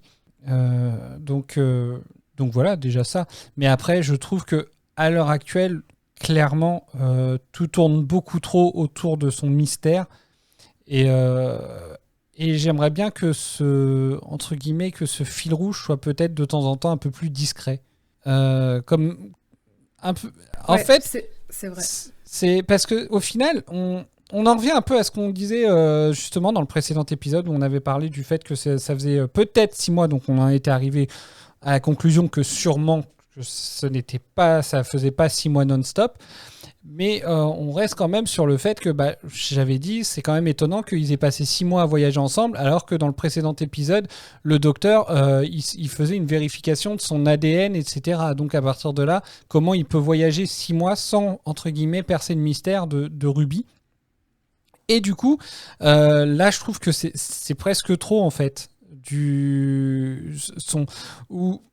En gros, on l'a compris, voilà, sur l'épisode Space Babies, on a la neige. Sur l'épisode Devil's Cord, on a la musique. Là, on a encore la neige. Enfin, j'ai envie de dire, on a compris, en fait. Donc, je trouve ça un peu trop. Gros, quoi. Voilà. Limite, je pense que... disons que... Alors, certes, la réalisation de la scène de la neige, la réalisation de la neige, c'est super beau et tout. Mais je trouve que limite, on se serait presque arrêté sur je veux connaître mon parent. Je pense que ça pouvait suffire, en fait. On n'était pas obligé de revenir sur un truc qu'ils ont fait 2 épisodes avant. Enfin, je sais pas. C'est un peu le sentiment que j'ai. C'est vrai que ce fil-là est peut-être un peu grossier et répétitif. Et le truc pour les 6 mois de l'épisode précédent, est-ce que c'est pas une façon d'expliquer justement... Enfin, en fait, le docteur et Ruby, on les voit, ils sont super complices, ils sont super amis et c'est une relation qui fait plaisir à voir. Mais avec du recul, quand tu regardes, du coup, là, simplement, quand t'as vu les 4 épisodes, tu te dis, ok, ils sont super proches, mais on voit pas trop quand même la relation se développer. Et du coup, est-ce que ce truc des 6 mois, c'est pas aussi une façon de dire, là, vous les voyez super complices, mais c'est parce qu'il y a 6 mois avant que vous avez pas vu, et du coup, c'est pour ça qu'ils sont vraiment très proches, qu'ils sont très potes et tout, quoi. Ouais, ça justifierait. Et du coup, ça paraît quand totalement. même être quelque chose d'assez D'accord. important qu'il faudrait montrer, quoi. Ouais, Oui, je suis trouve. d'accord. Moi, je trouve que justement, quand on voit, quand le but de la série, c'est de montrer une personne qui monte dans un vaisseau spatial avec un inconnu, partir à l'aventure, etc. La moindre des choses, c'est de montrer quand même comment la confiance naît entre les deux, s'installe, et voilà. Ouais, je suis d'accord. C'est un pan qui manque, je trouve, aux épisodes. J'ai vu des gens dire, mais vous inquiétez pas, il y aura dans les paramédias, il y a déjà des livres qui sont annoncés, des comics, et j'ai envie de te dire, mais ça m'intéresse pas trop, quoi. Tu vois. Bah oui, on s'en fout Mais en bon. fait. Quand tu veux regarder une série, alors c'est bien que l'univers de Doctor Who soit un univers entre guillemets étendu sur que ce soit le Big Finish, même si c'est cher, que ce soit sur les bouquins, même si à force, c'est cher aussi. Mais au bout d'un moment, Pas traduit en plus. De quoi ? Et puis jamais traduit. Voilà, en plus c'est jamais traduit. Mais voilà, quand tu suis une série, t'as envie que tout soit au même que tout soit au même truc. C'est pareil, par exemple toutes les séries dérivées qu'ils ont pu faire de Marvel, etc. La chose qui ressort, c'est que c'est quand même assez délicat de mélanger plusieurs plateformes pour un seul et même univers en fait. Les gens qui suivent Marvel sont pas forcément fans du format série pour les Marvel et voilà, donc je trouve ça dommage en fait de se dire ça on le dira pas, on le dira en bouquin. Bah non, ça intéresse pas tout le monde de le lire en fait. Bah ouais, et puis c'est chiant de devoir acheter plusieurs médias pour consommer un contenu qui est le même ou en tout cas complémentaire. Enfin, c'est vrai que si tu regardes une série, à la rigueur un spin-off en autre série ça peut le faire, mais t'as pas forcément envie d'acheter une BD, un livre ou un magazine pour compléter un arc que tu as vu en série. Enfin, c'est plus chiant qu'autre chose, je trouve. Et puis de la chronologie aussi, parce que par exemple, alors, c'est un truc tout bête, mais en Angleterre forcément ils ont tous les trucs qui peuvent être synchronisés. Ils l'ont fait par exemple pour l'anniversaire des 60 ans, ils avaient fait une histoire. Je sais pas si tu l'as suivi de ton côté, Nicolas, mais en gros, ils avaient fait l'histoire de Doom, je crois que ça s'appelait. Euh, oui, t'as des choses à dire sur le sujet. Bah, m'en moquer si tu veux, mais.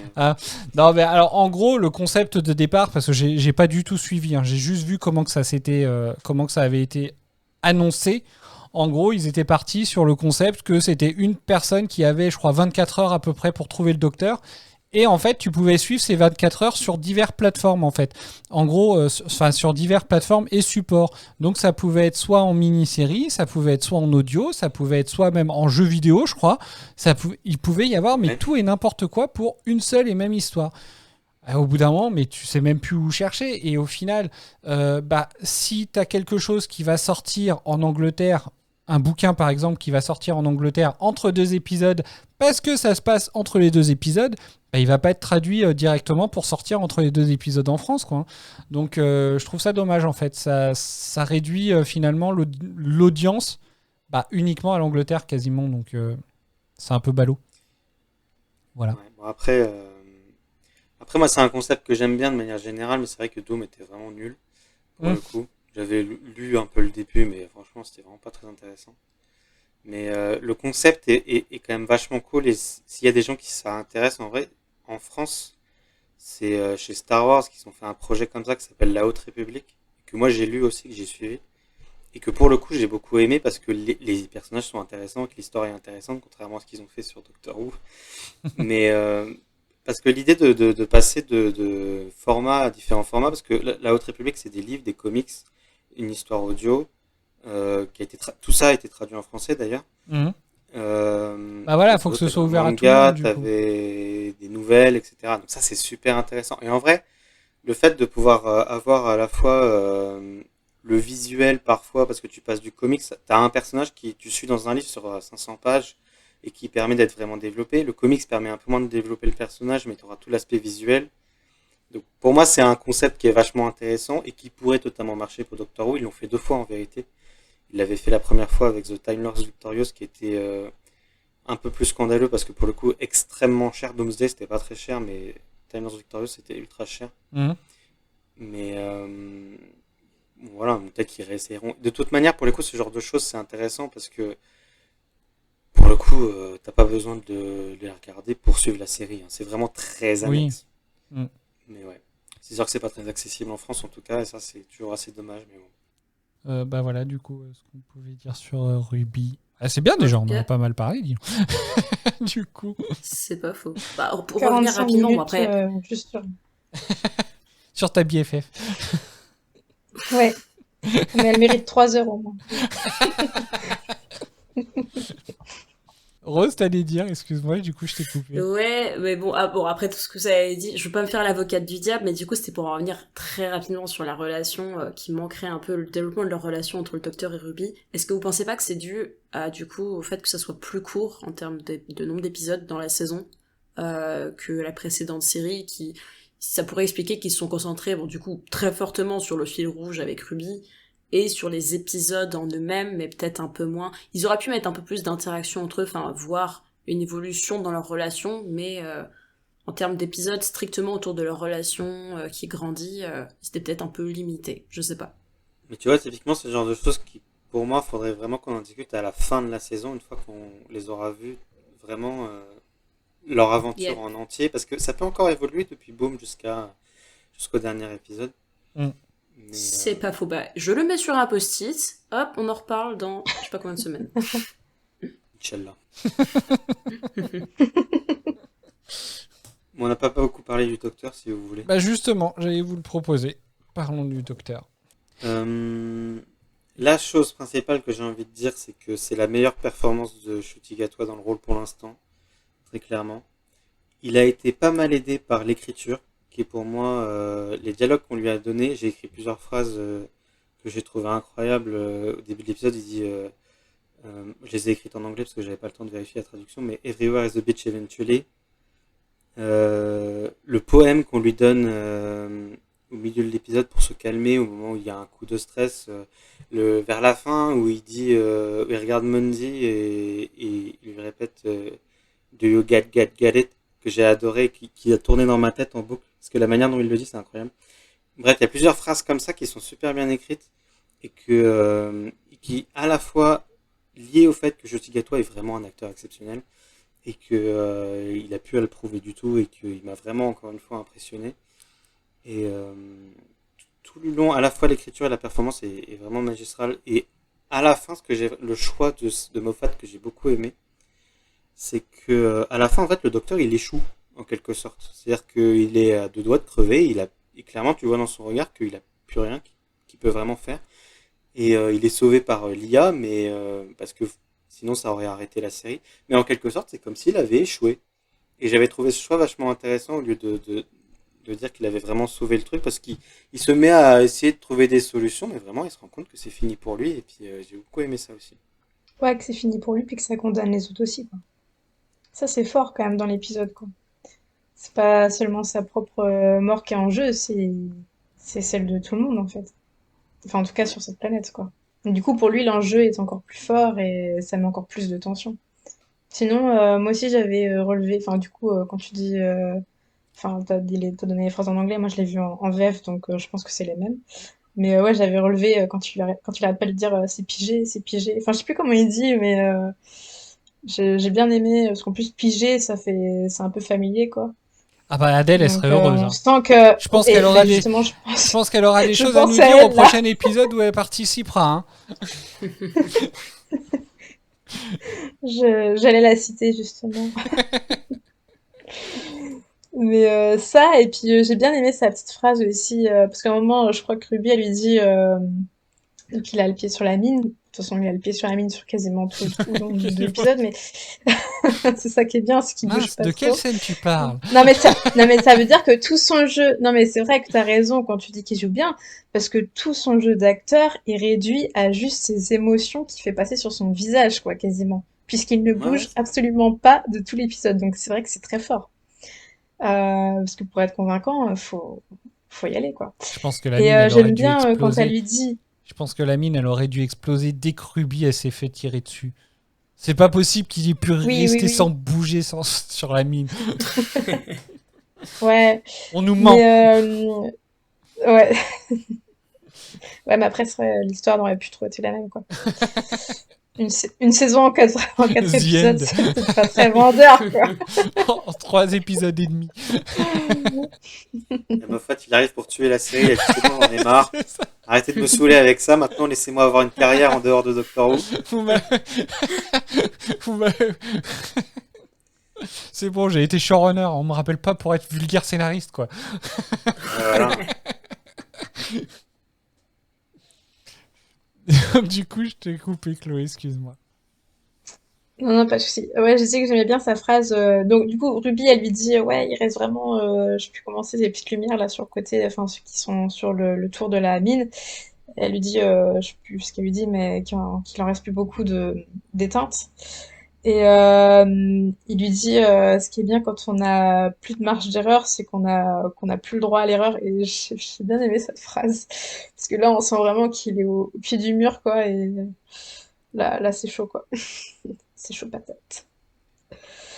Donc, et j'ai bien aimé aussi du coup ouais, la chanson qu'il chante au début et qu'on retrouve aussi un petit peu plus loin dans l'épisode. Chanson qu'on retrouve en fait dans le générique de... C'est quoi déjà la série écossaise là? Outlander. Ouais, du coup j'étais super étonnée de la retrouver là. Je me suis dit, qu'est-ce que je regarde là? Donc voilà. En fait, je pensais que c'était une chanson... Enfin, je savais pas que c'était une vraie musique en fait qui existait vraiment. Je pensais que c'était quelque chose qui avait été inventé par la série Outlander. Donc voilà, vous voyez mon niveau de culture. Et je savais pas non plus, mais moi je l'ai découvert aussi grâce à Doctor Who, mais différemment, mais ça sera dans les anecdotes. D'accord. Je sais pas s'il y a d'autres gens qui veulent dire des trucs comme Doctor Bah Who. justement, j'avais posé la question à Mireille de ce qu'elle pensait du docteur d'Enchuti Gatwa. Eh bien, au premier spécial où il est apparu, celui qui clôture un peu l'ère, enfin, qui clôture La série, les- oui. Les 60 ans, voilà. J'ai eu peur entre guillemets parce que j'avais encore trop dans la tête le personnage d'Eric dans Sex Education, ce qui je pense Voilà. c'est le cas de pas mal de gens parce que c'est quand même là qu'il a été vraiment découvert. Donc à la fin de cet épisode-là, je me suis dit, mince, j'ai peur de pas réussir à dissocier les deux personnages. Et en fait, je trouve qu'il fait, il fait des prestations qui sont vraiment remarquables. J'ai complètement oublié Eric. Je vois vraiment que le docteur et comme l'a dit Nico, son jeu est absolument magistral. Enfin, j'ai l'impression que il joue un docteur qui est beaucoup plus émotif, qui est beaucoup plus dans l'émotion, dans la compassion, pardon. On le voit souvent pleurer, on voit les sillons des larmes sur ses joues, etc. Et moi, perso, j'adore. Parce que je suis très... Ça me touche, en fait, à chaque fois. Je trouve il transmet les émotions à un niveau... je le trouve vraiment mais formidable dans ce rôle, quoi. Je sais pas si le rôle de ce docteur-là a été écrit pour l'acteur ou l'inverse. Mais dans tous les cas, ça match de ouf, quoi. Ouais, je pense que c'est un peu des deux, comme d'habitude. Ouais, c'est ça. Parce que, tu sais, ils font l'audition de plein de monde, et puis après, ils se disent, ah tiens, toi, t'es vraiment pas mal. Donc, et puis après, c'est à l'acteur de s'approprier le rôle. Donc, je pense qu'il y a un peu des deux aussi. Le scénariste qui est écrit selon l'audition qu'il a eue, et puis l'acteur qui transforme aussi le texte. Mais, Ouais, pour moi, en tout cas, c'est une grande réussite parce que le docteur tel qu'il est représenté, j'aurais vu personne d'autre dans ce rôle-là, dans le rôle d'un docteur qui compatit, qui est plus émotif, voilà. Enfin, vraiment, je le trouve parfait pour le rôle. Bah merci. merci pour lui. Bah oui. De rien. Nico, c'est son agent, il va lui transmettre. Ouais, voilà, je l'enverrai à son agent. Ah, si tu peux m'avoir une dédicace, ça me va. J'espère qu'il nous écoute. Je lui avais envoyé un message sur Instagram, il m'a jamais répondu. C'est vrai ? Non, je rigole. Ah. On sait jamais. J'allais dire, t'as un peu d'espoir quand même, mais... Qu'est-ce que je voulais dire ? Est-ce que vous voulez que je passe un extrait ou est-ce que vous avez d'autres sujets que vous voulez qu'on aborde ? J'ai 4 extraits, j'avoue que je savais pas trop quel choisir. Un extrait. Ouais, un extrait. Bon, alors, on va passer un extrait. Le deuxième. Le deuxième c'est tu presque... sais, toi ? c'est peut-être trop tard pour le passer, celui-là, parce que justement, c'est le passage où il y a l'ambulance qui cherche le parent le plus proche. Je pense que j'aurais dû le passer plus tôt, lui. Je m'ai fait avoir. En post-prod. Le troisième, c'est pareil. Je pense que c'est trop tard. Le premier, je pense que c'est trop tard. Ouais, je pense qu'on a abordé déjà tous les sujets, en fait, des extraits. Il y avait le capitalisme, le parent le plus proche. On a parlé de la religion qui rend aveugle, et c'est effectivement le sujet de l'extrait 3, où le docteur, il lui dit « Ah bah dis donc, la personne 2 fois a besoin de preuves maintenant. » Et le quatrième, c'est l'algorithme qui se protège, et ça aussi, on en a déjà parlé. Ah, j'ai grillé tous mes extraits. Je suis tu sais quoi, moi je veux bien écouter en VF le troisième extrait. Les preuves, eh ben on écoute le troisième extrait alors. Rendez-vous, Monday, rendez-vous. Et tout ça se terminera. Prouvez-le. Quoi, vous êtes sérieuse là ? Donc maintenant la fille qui a la foi a besoin de preuves. Seul l'évêque peut déclarer une reddition, et il aura besoin de preuves. Oh, John Francis Vetter, père et intelligence artificielle. Oui, monsieur. Je veux que vous vous téléchargiez dans l'ordinateur de bataille de Vilengard, que vous trouviez les preuves que cette planète est inhabitée et que le taux de perte est contrôlé par le matériel. Et envoyez le résultat au scanner de Monday Flynn. Je suis désolé, ça ne va pas être possible. Je ne suis pas connecté au réseau. Non, mais l'ambulance si. Et moi je suis connecté à l'ambulance. Et vous, vous êtes connecté à moi, alors fermez-la et au boulot. Ça va à l'encontre de mon protocole numérique, monsieur. Écoutez-moi bien. peu importe le peu qu'il reste de vous, vous restez quand même un père. C'est beau. Voilà. De père C'est vrai à qu'on en a père. déjà parlé du coup, mais Bah oui, on en a déjà parlé. Oui, de père à père. Alors après, moi, ce passage-là, je l'ai quand même trouvé too much, le passage où on le voit carrément, on voit le faisceau électrique passer dans les yeux du docteur. Moi, j'ai pas oui. aimé la phrase de père à père. Voilà, je vais être claire. Ouais, il l'a Je trouve beaucoup que trop dit c'est aussi. nul. Oui, Il l'a dit 2 fois. oui, Mm. bah c'est trop. Père. Ou 3 fois, peut-être. Oui, Ouais. bah c'est trop. Trop, c'est trop. C'est trop piquant. Par contre, t'as pas le passage. T'as pas le passage où il dit piger, c'est piger, piger, c'est piger. C'est Vous ça que je voulais m'avez entendre. répété En fait. ça, j'adore. Non, je dois pas l'avoir. C'est marrant, j'ai pas fait gaffe à ce passage-là. Oh non! Non, Ah en ouais? anglais, ça Moi, marche j'ai trop, adoré. trop bien. Ouais. Faudrait que je le retrouve, mais non, je vois pas. Mais le fait qu'il mentionne encore une fois qu'il est père, je trouve ça intéressant aussi par rapport à ce que j'avais dit dans l'épisode précédent Mm. autour de Suzanne. Mais À la fin de la saison, il va proposer à Ruby de l'adopter. Ah, j'ai- dégueu. J'ai été père, tu cherches un père, bah allez, hop, Ah non. Oh non. comment je la Ignoble. bouquet, ce truc. Oh là là. Excusez-moi. et en fait, au final, j'ai plus qu'un truc à dire qui est un tout petit truc. Ouais. C'est sur la mine. Je dois bien reconnaître, même si moi je m'en suis un peu foutu, mais je dois bien, c'est un point négatif qui a beaucoup été mentionné. Je dois bien reconnaître que le fonctionnement de la mine est un peu bizarre. Que Ouais. vraiment, il y a une facilité scénaristique autour de ça. Il y a plusieurs moments, tu te dis, bon, ça aurait dû exploser là. Parce que, Oui, bah oui, non, bah clairement, il y a, enfin, dès le départ, rien que quand il récupère, enfin, ouais, franchement, L'urne. oui, quand il récupère mais l'urne, parce que ça, à la limite, l'urne, c'est expliqué parce qu'il te dit, bah, il est super fort, machin, ok, pourquoi pas. Et quand ouais, il se fait harponner, bah, son poids il augmente, donc il explose Mm. dans ma tête. ouais. Bon. J'avoue que je m'en suis un peu foutu quand j'ai regardé l'épisode, mais je le mentionne parce que c'est vrai que c'est un aspect qui a dérangé beaucoup de monde. Oui, oui, bah moi clairement, rien que, je le dis, rien que en fait, au bout d'un moment, en fait, c'est impossible, je pense, de garder son sang-froid à ce point-là. Donc même après, bon, c'est le docteur, etc. Mais je pense que, enfin voilà, rien que quand Ruby s'est fait tirer dessus, clairement, pour moi, la mine, elle explosait au moins à ce moment-là, quoi. Donc, Ouais, c'est vrai. et puis on le voit, enfin, il bouge de temps en temps les bras, donc rien que ça, en fait, ça bouge le centre de gravité puisqu'il a qu'un seul pied sur, il a un seul pied sur la mine. Donc clairement, dès qu'il bouge le bras, en fait, le centre de gravité, il bouge, donc la pression change. Pour moi, enfin, clairement, oui, elle aurait dû exploser énormément de fois. Ouais, mais C'est moi, vrai je que pense bon. qu'il doit déplacer ses cœurs. Comme il a 3 cœurs, il doit sûrement pouvoir les Ah, il y en a que déplacer 2. dans son corps pour Il pouvoir déplace ses changer la gravité et tout. Moi, je pense qu'il fait Dégueu. comme ça.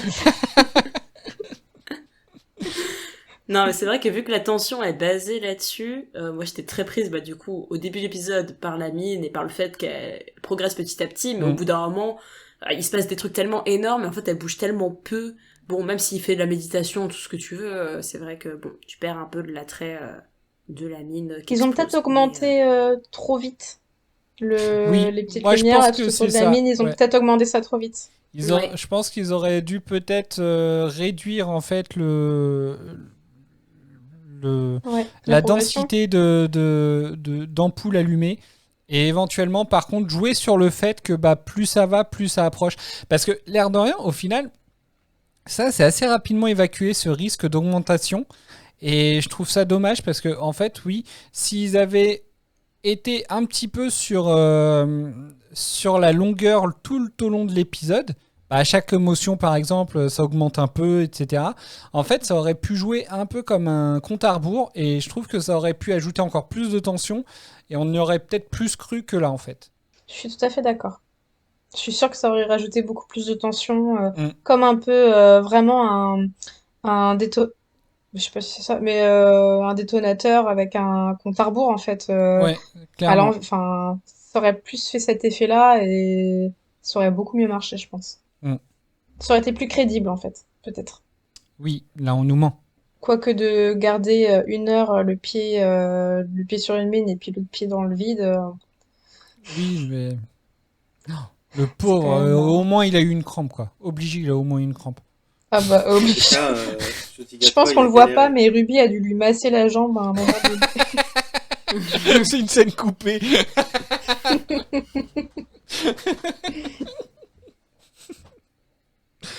T'allais dire, Nicolas? On voit dans les behind the scenes que Shuji Gatwa, ouais, il galère parce que à garder sa jambe levée, il a mal de fou. Donc ça, c'est pas très étonnant. Mais... Ah, ils auraient pu lui Bon. mettre un truc au moins pour qu'il tienne, quoi, et puis au pire l'effacer en post-prod, j'en sais rien. Un truc tout vert. Ils le Ouais, font au bout grave. d'un moment quand tu vois pas, mais il y a des scènes où tu es censé voir sa jambe en l'air, quoi. Ouais. Ouais, mais du coup, faut que ta jambe, elle soit à la même hauteur sur le plan, enfin, tu vois, entre les plans, quoi. Mm. Parce que si quelqu'un fait vachement attention aux petits détails, il y a toujours des gens qui font attention à tous les raccords. Si à un moment il a la jambe beaucoup plus en l'air qu'avant, enfin du coup ça fait un peu cloche quoi. Ils auraient mieux vite fait de lui mettre un petit trépied là et puis l'enlever au montage quoi. Ouais. Remarque du coup l'effort physique, il se serait pas ressenti, tu vois, s'il avait peut-être le pied posé vraiment sur quelque chose aussi. Ah, c'est pour la Je pense performance. que peut-être que pour l'acteur, c'est plus facile de se projeter sur quelque chose de difficile quand tu es vraiment en condition. Enfin, je sais pas. Toi qui fais du théâtre, Cédric, dis-nous. Bah, je sais pas. Non, mais clairement, enfin, Tu feras l'expérience. je suis pas Tu mettras sûr. sur un aspirateur robot rond, là. Plein de bouts dessus. Un refund. Eh, mais c'est vrai, ça m'a trop fait penser à ça, moi, en plus, l'ami. Bon, je pense que c'était voulu, mais ça doit être Non, l'autre. bah, ça ressemble à une mine aussi, tu vois. Ouais. Mais non, mais je sais En pas. fait, c'était pas le capitalisme qui dénonçait Moffat, c'était l'entreprise iRobot Roomba. D'ailleurs, Moffat, il avait fait un coup de gueule quand l'épisode est sorti. Enfin, plus ou moins. Ah bon, pourquoi? Où, mais ça, c'est un truc qui est plutôt anglais. Je sais pas si ça se fait trop en France. Mais en anglais, il y a pas mal de fois où le robot, il dit mes pensées et mes prières. Oui. Et à chaque fois qu'il se passe un truc, et ça, c'est un truc dont il se moque, c'est qu'à chaque fois qu'il se passe quelque chose de terrible dans le monde ou quoi que ce soit, il y a plein de gens qui disent toujours, surtout les Anglais, thoughts and prayers. Et ça, c'est un truc qui apparemment qui l'énerve énormément, et c'est pour ça qu'il l'a mis dans l'épisode. Il dit, mais arrêtez il dit un truc du genre, mais arrêtez d'envoyer vos pensées et vos prières, envoyez plutôt de l'argent pour aider les gens. Et ça m'a fait rire. Il a raison, en vrai. C'est pour ça qu'on le voit en boucle à un moment donné, à la fin de l'épisode. Ouais, c'est ça. Est-ce que vous avez d'autres sujets que vous voulez aborder? Non. Nope. Non. Je check mes notes. Non. Ah si, on n'a pas parlé du bisou bisou. Ah, bah oui. Franchement, Ah, c'était kiss, pas kiss. marrant ça. Le fameux. Bisou bisou. Bisous, bisous. Alors pour Voilà, le coup, c'est juste ça ma note. Ça, c'est quelque chose qui passe mieux, je trouve, en VO qu'en VF. Parce que c'est vrai que bisou bisou, c'est un peu... Je sais pas, je trouve que ça sonne mieux en VO. C'est quoi en VO? C'est Kiss Kiss? Qu'est-ce que c'est? Kiss kiss, ouais, D'accord. mais je sais pas, ça sonne mieux, je trouve. Ah ouais? Moi je préfère bisou bisou. Ouais, les deux font un peu pareil, le même effet pour moi. Ouais, en fait, c'est ça, c'est l'effet surtout que ça fait, quoi. C'est surtout de l'avoir le robot qui le dit de manière ultra neutre, quoi. Ouais. Oui, oui, en fait, ils essayent de faire quelque chose de très personnel, enfin, une IA qui représente vraiment la personne défunte, mais c'est totalement neutre et sans émotion, en fait, quoi. Et quand il dit bisous, bisous, ouais, tu Ouais, sens et il bien le dit que presque de manière c'est vraiment random, en qu'une fait. Il pâle répète juste la imitation. phrase. Ouais, c'est ça. C'est ça. Par contre, j'ai trouvé ça, en vrai, l'idée d'avoir une IA, c'est c'est peut-être super glauque hein, ce que je dis, mais en vrai, j'aimerais trop avoir ça, quoi. Je sais pas, tu connais quelqu'un qui est décédé, tu peux, Même mieux, tu peux tu avoir peux voir l'IA son de hologramme. Michael Jackson. T'aimerais. Alors, Ouais, celle-ci, je m'en fous un peu, mais alors enfin, je trouve t'aimerais ça quoi? cool, tu vois, d'avoir des petits morceaux. T'aimerais en laisser une ou en avoir une? Entre guillemets. C'est glauque Bah, comme en question. laisser une là, au stade où je suis, toi, j'ai pas d'enfant, tout ça, je me dis, en laisser une, bon, ça servirait un peu à rien. Bah, et ton Mais lapin je me dis, ouais, croquette, et dès qu'il entendrait croquette, il serait tout fou. Non, ouais. Mais je trouve ça marrant, en fait. Enfin, je trouve ça marrant. Je trouve ça sympa, Mais ça, quoi. c'est typiquement un épisode de Black Mirror. Je crois qu'il y en a un qui existe, comme ça j'ai dû le voir. je me Je Ah, pense que mais ça me oui. fait peur, moi. Je n'ai jamais vu encore de. J'ai Ah, jamais c'est vu génial. les Black Mirror. Faudrait vraiment que je m'y mette. Mais Ah J'avoue que j'ai ouais. tendance à les oublier à un épisode de la saison 4, je crois. Le premier épisode que j'oublierai jamais. Mais je crois que sinon, le reste, j'ai tendance à les oublier, les épisodes. faudrait que je regarde à l'occasion quand même. Ouais, c'est les concepts qui restent Ah, un c'est peu après les sympa. persos et tout, Mm. mais il y a des trucs traités qui sont intéressants, quoi. Mais c'est vrai que Et il y a oui, des trucs qui sont un peu d'actualité. mais c'est vrai que c'est toujours sympa. C'est un peu, moi je trouve, c'est vrai que c'est un truc bête, mais je trouve ça toujours intéressant de voir ce qu'ils peuvent laisser, enfin, ce qu'ils peuvent imaginer dans la science-fiction, de ce qui peut être laissé après, entre guillemets, un départ, et de voir ce que ça devient, enfin, enfin, je sais pas, ouais, j'aime bien moi aussi. Un peu, pour revenir sur Harry Potter, on a les tableaux qui peuvent faire ça, enfin voilà, je trouve ça assez intéressant en fait. J'aime bien ce petit côté. Puis en vrai, ça, c'est totalement faisable en vrai dans la réalité. Bon, pas l'hologramme, mais quoique maintenant, il y a Bah, bien des peut-être stars qui bientôt, font hein. qui se produisent sur scène avec des hologrammes, mais sans arriver à l'hologramme, enfin, tu peux très bien arriver à des choses un peu comme ça, quoi. S'ils arrivent à le Ouais, faire en la 5087, Je vais lancer mon business Allez. J'avoue d'IA que de moi, défunt. je signerai pas. Hein. toi tu signeras Ouais, pas. pareil. Non, Moi, non. ça me fait Ouais. flipper, hein, cette histoire. Ah ouais? Bah ouais, t'imagines. M'imaginer mon image est utilisée comme ça par une IA. Il y a un truc assez glauque quand même. C'est vrai. C'est presque un fantôme. Non, en mais fait. c'est vrai juste qu'un pour tes, fantôme, juste pour tu tes le revois, proches. quoi. Juste pour tes proches, Ouais. pas pour le travail, par exemple, où ton patron Ouais, utiliserait ton après- Peut-être IA. qu'il faut aussi de apprendre défunt à dire pour au revoir bosser, des fois. quoi. Hein, parce que, C'est ça. Après, est-ce que ça Ouais, c'est bloque vrai. pas Un côté le. malsain. Ça peut avoir un côté un peu malsain. Bah, après, ça Oui, dépend comment t'arrives enfin, comment tu l'utilises, quoi. Si c'est pour regarder tous les soirs avant de t'endormir, oui, c'est peut-être un petit peu chaud, quoi. ça peut bloquer un peu le deuil en fait. Tout le. t'as des conversations avec un robot, quoi, une IA qui a pas vraiment. C'est ça, ça remplace pas la personne. Enfin, ouais, c'est pas lui au final. Ah bah il y en a bien qui font des conversations avec ChatGPT, hein, ça revient au même. Ouais, mais Ça, bon, c'est tu différent. t'emmerdes au bout de 2 minutes. Hein. De quoi? Tu t'emmerdes au bout de 2 minutes quand même. Oui, c'est vrai qu'au bout d'un. Moi, j'ai essayé avec l'IA Snapchat, c'est une catastrophe. Hein. Tu lui dis un truc, tu lui reposes la question le lendemain, il a déjà tout oublié alors que tu lui as appris la veille. Enfin, c'est bon quoi. T'attends un petit peu mieux d'une intelligence artificielle. Hein. Ou alors là, c'est très très très artificiel pour le coup. Elle est pas très, très intelligente. C'est ça. Donc, plein de conneries. Alors, du coup, est-ce qu'on a tout vu au niveau des sujets que vous auriez voulu voir? Ouais. Je pense qu'on est déjà pas mal, Ouais. ouais. Eh ben, je vous écoute pour votre un élément marquant, particulièrement marquant que vous auriez sur cet épisode. Et donc, je commence par Chloé. Bah, moi, mon élément marquant, bah, quand même, comme c'était la première scène qui m'a vraiment marqué dans l'épisode, je vais dire quand Ruby se fait tirer dessus. Je m'y attendais pas. Et je trouve que quand même la mise en scène avec la neige, tout ça, ça reste marquant et visuellement c'était impactant.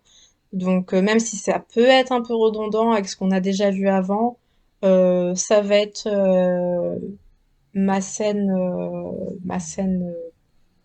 marquante. Enfin mon élément marquant. Mireille. Mon élément marquant, c'est le tatouage de Poche Graham. On ne l'aura jamais vu. J'ai trouvé ça très drôle, en vrai, bien trouvé, c'est astucieux, assez simple, mais sur moi ça a marché, j'ai trouvé ça vraiment très drôle, un petit ressort comique comme ça, très appréciable. C'est vrai. Rose. Je suis en train de me décider à ce moment même pour l'élément marquant. Parce que j'en avais pas trouvé. Mais je pense que c'est quand Ruby découvre la planète. Du coup, il prend 5-10 secondes pour découvrir. Et le docteur Farah, c'est vrai, c'est ta première planète. Et c'est assez joli. visuellement et le moment. C'est vrai, mais C'est même vrai la que c'est beau. scène avec les petits aspirateurs de fumée, là, je trouve ça sympa, ouais. Ouais.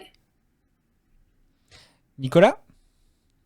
Moi, pour une fois, ce sera pas une scène, ça sera juste l'écriture des dialogues et notamment de ce que le docteur dit de manière générale. Très bien. Et donc, chose que nous on fait, même si on ne le fait pas sur Retardis. Donc Mireille, je suis désolé, je t'ai même pas préparé à cette question. Si vous aviez un personnage préféré sur l'épisode. Oui. Donc Chloé. Moi, mon personnage préféré, c'est Mundy. Parce que au final, je la trouve touchante. Parce que bon, quand même, le docteur, il la pousse quand même dans ses retranchements. Il lui... Enfin voilà, il l'oblige quand même à se remettre complètement en question. Toute son idéologie, enfin, c'est pas le terme idéologie, mais enfin, c'est quand même assez fort ce qu'il lui demande de faire, quoi, de douter quand même. Mhm. C'est aussi quand même un énorme bouleversement pour elle de perdre aussi quand même Kanto ou Mm. Kando, je sais pas comment on dit, Kanto. désolée. En fait, c'est un Ouais, diminutif pour ça, j'ai Canterbury. Voilà. d'accord. Donc ouais, là j'ai vraiment trouvé que c'était la double peine pour elle et que elle était touchante et en plus je trouve qu'elle a quand même du caractère. Enfin, Mm. elle est très présente quand même, je trouve, dans cet épisode. Et j'ai bien aimé. Même l'actrice, je trouve que ouais, elle claque quoi. Mireille. Voilà. La mine. Non, je rigole. Quand même.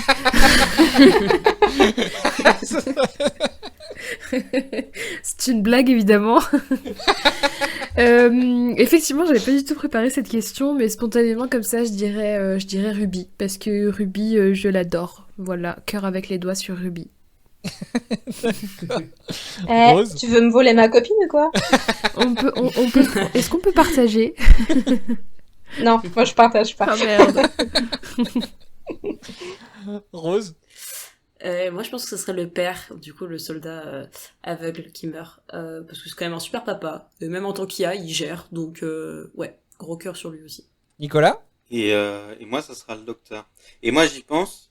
On oublie tout le temps de te demander à toi. Mais Chaque fois. non, c'est pas grave. Mais alors c'est bien parce qu'au final chacun a un personnage préféré. Alors attends. Donc du coup il me reste qui? Ça va pas être la petite fille parce La qu'elle est petite fille. insupportable. Non, faut qu'elle aille se brosser les dents. Non, mais en vrai, L'ambulance. en vrai, non, je vais dire Kanto.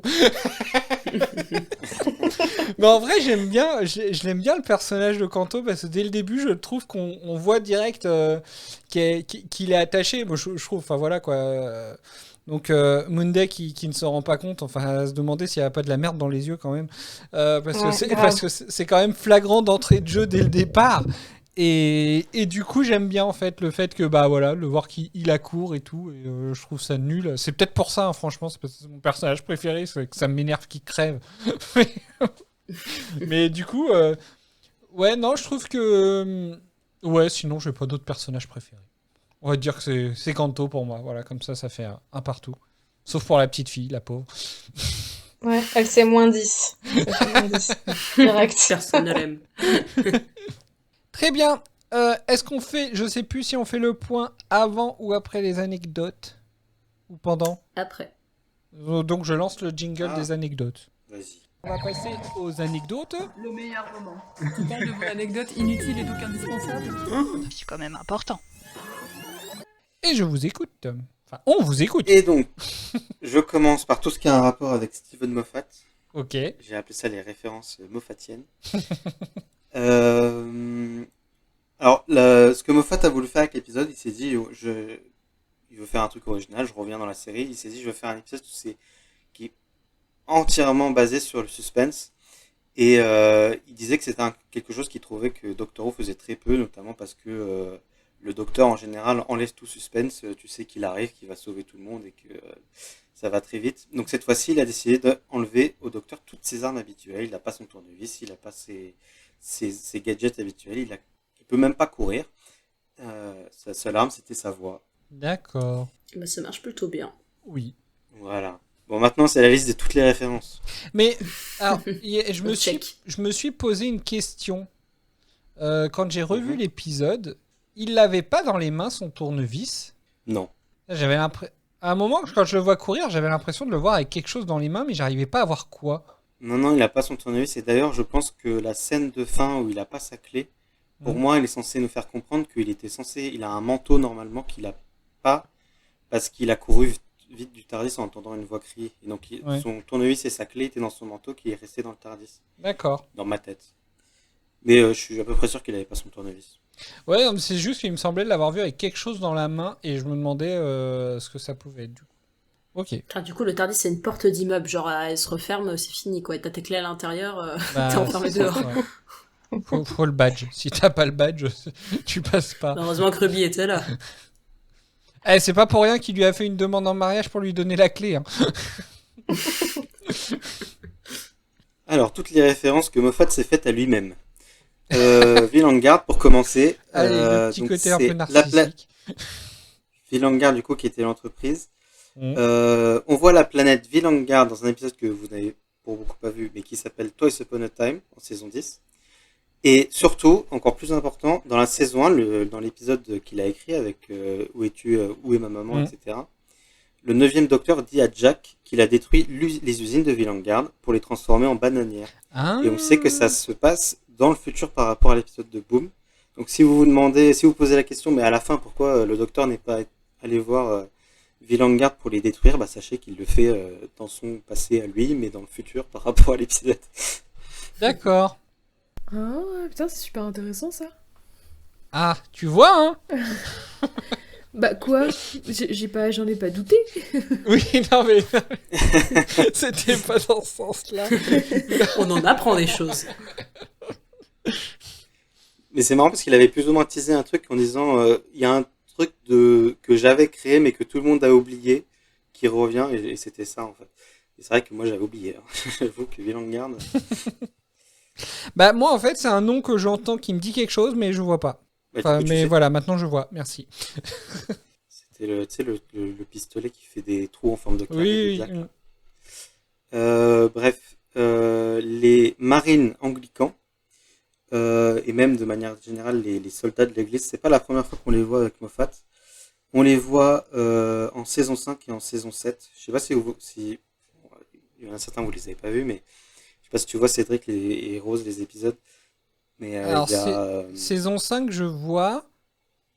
Voilà, Saison et 7 j'ai un 7, doute mais je pense que je vois aussi. c'est l'épisode qui s'appelle je sais pas si j'ai envie de le dire ou pas. Bon après vous aurez oublié. A Gunman Goes to War Ouais, ok. en anglais. Ouais.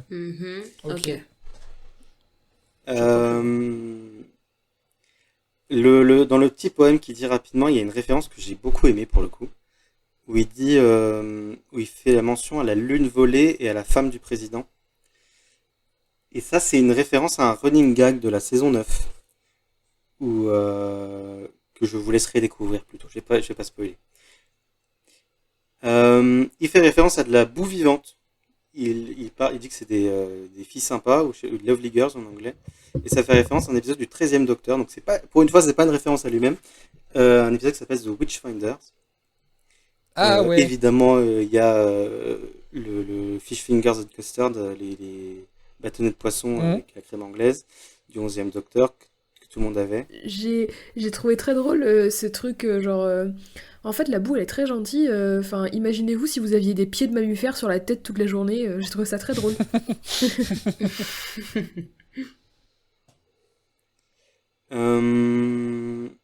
Après, ah oui, le principe de base de l'épisode, il est aussi inspiré d'un épisode des classiques qui s'appelle Genesis of the Dalek, qui est un excellent épisode des classiques pour le coup, avec le 4e Docteur. Et en fait, au tout début de la première partie de l'épisode, le Docteur marche sur une mine, sauf que ça dure 1 minute parce que son compagnon Harry Sullivan l'en délivre. Mais il s'est aussi inspiré de ça en disant et si en fait je refaisais la même chose parce que cette scène était vachement sympa, je refais la même chose sauf pendant 45 minutes. Voilà, je vais faire une scène de 45 minutes. Donc voilà, encore une fois les fans des classiques, les scénaristes. Et donc je disais que la musique, je savais, moi j'ai regardé Outlanders aussi à l'époque où ça sortait. Et la musique qui s'appelle The Skyboat Song, elle est jouée en fait par le 2e Docteur dans les classiques à la flûte et par le maître dans The Power of the Doctor, pareil à la flûte. D'accord. Et c'est donc, mais après on en parlera plus de cette chanson en fait. La phrase What survives of us is love, ce qui nous survit c'est l'amour, est en fait un extrait d'un poème de Philip Larkins que je ne connaissais pas. D'accord. Il a pompé un poème, le voleur. Escroc. Et la phrase à la fin que le docteur dit Snow isn't snow until it falls, je sais plus c'est quoi en français, ça doit être la neige n'est pas la neige tant qu'elle n'est pas tombée. C'était une ligne de dialogue coupée venant d'un épisode de la saison 5 Christmas Carol que Moffat avait regretté avoir coupé, donc il l'a remis ici. Hop, le recyclage c'est pas mal. D'accord. Reprise et recyclage. Mais en même temps, quand c'est bien écrit, c'est toujours chouette. Ah, ça, c'est parce qu'il était frustré, ouais. Ouais, voilà, il était frustré, il se dit, putain, j'aurais jamais dû le couper, ce truc c'était quand même vachement bien, je suis vachement malin, et j'aurais pas dû le couper. Bon, la deuxième partie, bon, et du coup, oui, je mentionne pas les trucs qu'on a mentionnés au début, qu'il y a des trucs qui ressemblent à d'anciens épisodes autour de Où est mon papa, référence à Où est ma maman, etc. Pour le coup, ça c'est des trucs qui sont des références un peu moins directes, mais qui, oui, c'est techniquement aussi des références. Je sais pas s'il l'a voulu ou si c'est juste le Moffat qui refait la même chose. D'accord. Ce qui radote, quoi. Mais voilà. J'ai surtout mentionné des références vraiment directes à des trucs beaucoup plus clairs, quoi. D'accord. Et la deuxième partie, du coup, je parle de la technologie et des décors. Alors, du coup, le cratère, il a été construit. Mais quand on est en dehors du cratère et qu'on voit toute la planète, ils ont utilisé la technologie... alors techniquement pas vraiment, mais je vais quand même utiliser ce mot-là. La technologie du volume, qui est utilisée en premier par The Mandalorian, par Star Wars, c'est en fait un écran LED qui projette en temps réel un univers qui a été construit en virtuel. Pour les geeks, c'est via le Unreal Engine. Et donc en fait, cette fois-ci dans Doctor Who, ils ont été j'ai été surpris d'ailleurs d'apprendre ça. Je pensais qu'ils avaient loué un studio avec déjà tout fait, mais ils l'ont construit eux-mêmes. Mais au lieu de faire le volume en entier, qui normalement est de tous les côtés, ils ont fait qu'un seul mur en fait. Et donc c'est un mur à écran LED et ils sont devant. Et c'est toutes les scènes où même quand ils sortent du TARDIS, quand ils sont devant le TARDIS à la fin, etc., c'est tourné là-dedans, c'est plutôt bien fait. Et ils ont aussi utilisé une vieille technologie qui est un peu l'ancêtre de ça. Mais quand ils sont dans le cratère, pour faire le fond de la planète, ils ont utilisé les matte painting. Je sais pas s'il y a un nom français. Mais c'est littéralement juste une peinture pour de vrai qui est peinte sur un mur. Et donc ça, c'est toujours cool de faire revenir les vieux trucs qui étaient énormément utilisés, que ce soit sur Star Wars ou sur Star Trek dans les années 60. Bizarrement assez peu par Doctor Who d'ailleurs. Et petit truc, le camp militaire, il a été construit en dehors des studios avec des conteneurs et d'autres trucs trouvés par-ci par-là. D'accord. Intéressant. Ça rend Ouais, bien. c'est toujours chouette. Ça rend bien, je trouve, le décor sur écran. C'est vrai que ça fait un effet un peu sympa. Ouais, j'aime bien. Et justement, c'est une réflexion que j'avais eue quand j'avais vu The Mandalorian et je me suis rendu compte après que j'étais pas le seul. C'est de me dire, ça serait quand même vachement bien pour Doctor Who cette merde parce que mine de rien, ça leur coûte pas trop cher et que ça rend mieux qu'un fond vert parfois. Enfin, ça dépend comment c'est utilisé, mais pour Doctor Who, étant donné qu'on a tendance à être un peu plus sympa sur les effets spéciaux et les rendus. Je m'étais dit, ça pourrait vachement bien marcher pour Doctor Who. Et en vrai, je suis content qu'ils commencent à l'utiliser. Maintenant qu'ils ont construit le truc, je suppose que ça sera réutilisé plus tard. Oui, bah oui, ce serait chouette, ouais. Très bien, merci. Yep, et ben maintenant c'est à moi pour une courte anecdote, un petit peu d'histoire en musique. Donc pour revenir sur la chanson The Skyboat Song, dont on a déjà parlé, que vous avez apparemment découvert dans Outlander. Donc c'est une adaptation écossaise datant du 19e siècle d'une chanson qui a été adaptée à l'origine même d'une chanson galloise, donc moult fois adaptée. Et donc l'adaptation du 19e siècle, elle évoque le voyage du prince Charles Edward Stuart, donc son voyage de Benbecula à l'île de Skye, qui après avoir essuyé une défaite à la bataille de Culloden en 1746, a échappé de justesse à la capture par des soldats allemands, pardon. Voilà, donc en fait, ça pourrait être un peu lié à Boom dans son histoire de soldats en guerre. Voilà, on a un peu un truc contextuel, une reprise de chansons qui existait déjà, qu'on a déjà vu dans l'épisode précédent. Toujours sympa. Mais justement, dans Outlander, je crois qu'on voit la bataille de Culloden. Ah. Oui, totalement. Totalement. Et du coup, je me demande si Charles Edward Stuart, c'est pas aussi un personnage, j'ai regardé. Si, si. Tout est lié. Mais est-ce que c'est le méchant ou... J'ai vu Attends, l'écran. Ah non, ça va. tu parles Non, de c'est pas le méchant. Stuart? Je sais plus comment il s'appelle, le malade mental des 2 premières saisons, là. Ah, Le nain, non, c'est- c'est pas lui. Et ben moi qui voulais voir cette série, Ah, mais vraiment, je sais pas si je me lance dedans. il y a un personnage, c'est l'un des pires que j'ai vu de toute ma vie, quoi. Vraiment, Ouais, t'as pas regardé Game of Pierre. Thrones, c'est pas possible. Si, j'ai vu Game of Thrones, et j'adore Game of Thrones, et je trouve que ce personnage est bien pire que Ah ouais? n'importe quel personnage de Game of Thrones. Tu parles bien du soldat anglais, là? Ouais, mais je sais plus comment il s'appelle, qui est joué par un acteur de Game of Thrones aussi, d'ailleurs. Et qui a joué même le prince Philippe dans The Crown. Oh, ok. Et ben on arrive au point Suzanne Twist. Et donc c'est là où je pose la question, est-ce que vous avez reconnu Alors, déjà, Twist? Mais même Mireille, est-ce qu'elle est au courant de l'histoire? voilà. Ah oui. Mireille, connais-tu l'histoire de Suzanne Twist? T'as intérêt, hein. T'as intérêt à connaître. Bah, du non. coup, si t'as regardé les vidéos de Pepper Il y en a Potty, marre de je pense que Suzanne. ça Voilà, va c'est parler. grâce. Alors, Pepper Pot Team m'a apporté tellement de clés pour comprendre un peu cette saison. Non, en fait, je m'étais pas du tout rendu compte que je l'avais vu dans des épisodes précédents. Et en fait, en voyant, du coup, parce que Pepper Pot Team a fait un petit point aussi où elle montrait un peu dans les épisodes précédents, enfin, je veux dire, la cantinière dans l'épisode du Maestro, j'aurais jamais pu faire le rapprochement avec le visage de l'ambulance. Hein. Elle est méconnaissable, hein, franchement. Enfin, Ouais, moi, j'arrive pas à la j'aurais- reconnaître dans l'épisode de Devil's Core. Ouais, j'aurais vraiment pas vu toute seule. Je crois qu'elle a dit qu'elle apparaissait dans les spéciaux aussi. Elle apparaît, j'aurais vraiment pas pu le voir toute seule. Dans pour le un, coup. oui. Effectivement. Enfin, dans 2, du coup, puisque le premier compte pour un spécial aussi. Et le Bon, mystère bah, du coup, s'épaissit. Mireille t'a répondu. Bah oui, du mais coup, elle a du coup, balancé. vous aviez... De quoi? vous aviez reconnu du coup. Bah t'as dit où est-ce... enfin, Pardon, que je suis tu l'avais désolée. reconnu. Non, Quand mais- t'as dit point Bah non, Suzanne pas du Twist, je pensais Non, que mais vous tant aviez mieux, tant déjà C'était repéré le jeu, le c'était le truc. jeu. Ah pardon, je suis désolée. De toute façon, franchement, vu le nombre de personnages là dans l'épisode, Oui, bon, c'est vite. t'élimines quoi. Oui, parce mais par que Chloé avait l'air de dire que est-ce que tu connais, donc je me suis dit que tout le monde avait l'air de connaître ici vu que c'est la seule qui a pas vu les Oui, mais autres je pense épisodes. je pense Ah que ouais, tout le monde oui, l'avait oui. reconnu. On l'avait, Ok. je pense. Après, par contre, j'ai été vachement surpris sur cet épisode. Je m'attendais pas en fait à la voir aussi longtemps. En fait, on était tellement habitué à la voir que sur des tout petites parties, assez rapidement. En fait, je m'attendais pas à ce qu'elle tienne entre guillemets un rôle où on la voit pendant tout l'épisode quasiment. Puis là, c'est un rôle un peu de méchante, quand même. En plus. Et ce qui est marrant aussi, c'est que pendant les précédents épisodes, ils avaient bien fait exprès pour faire en sorte que le docteur ne la voit pas de face. Oui, Et là, maintenant, bah, il l'a vu clairement. effectivement, oui. Et est-ce que vous avez une théorie du coup sur qui elle est? Non. Ok. Enfin, moi j'en ai aucune. Ouais, je préfère pas chercher non plus, je me laisse porter. Ok. Parce que du coup, moi, C'est Rose Tyler qui revient et qui est devenue vieille. bon, c'est Jackie Oh mon plutôt Dieu. du coup, vu l'âge. Je sais pas, moi je me dis que vu, mais après elle est peut-être un peu trop âgée pour ça, mais je sais pas, je me dis, est-ce que ce serait pas un twist en mode c'est la mère de Ruby?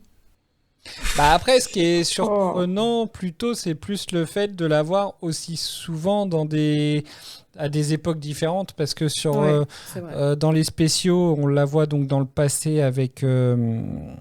à chaque fois j'oublie son nom.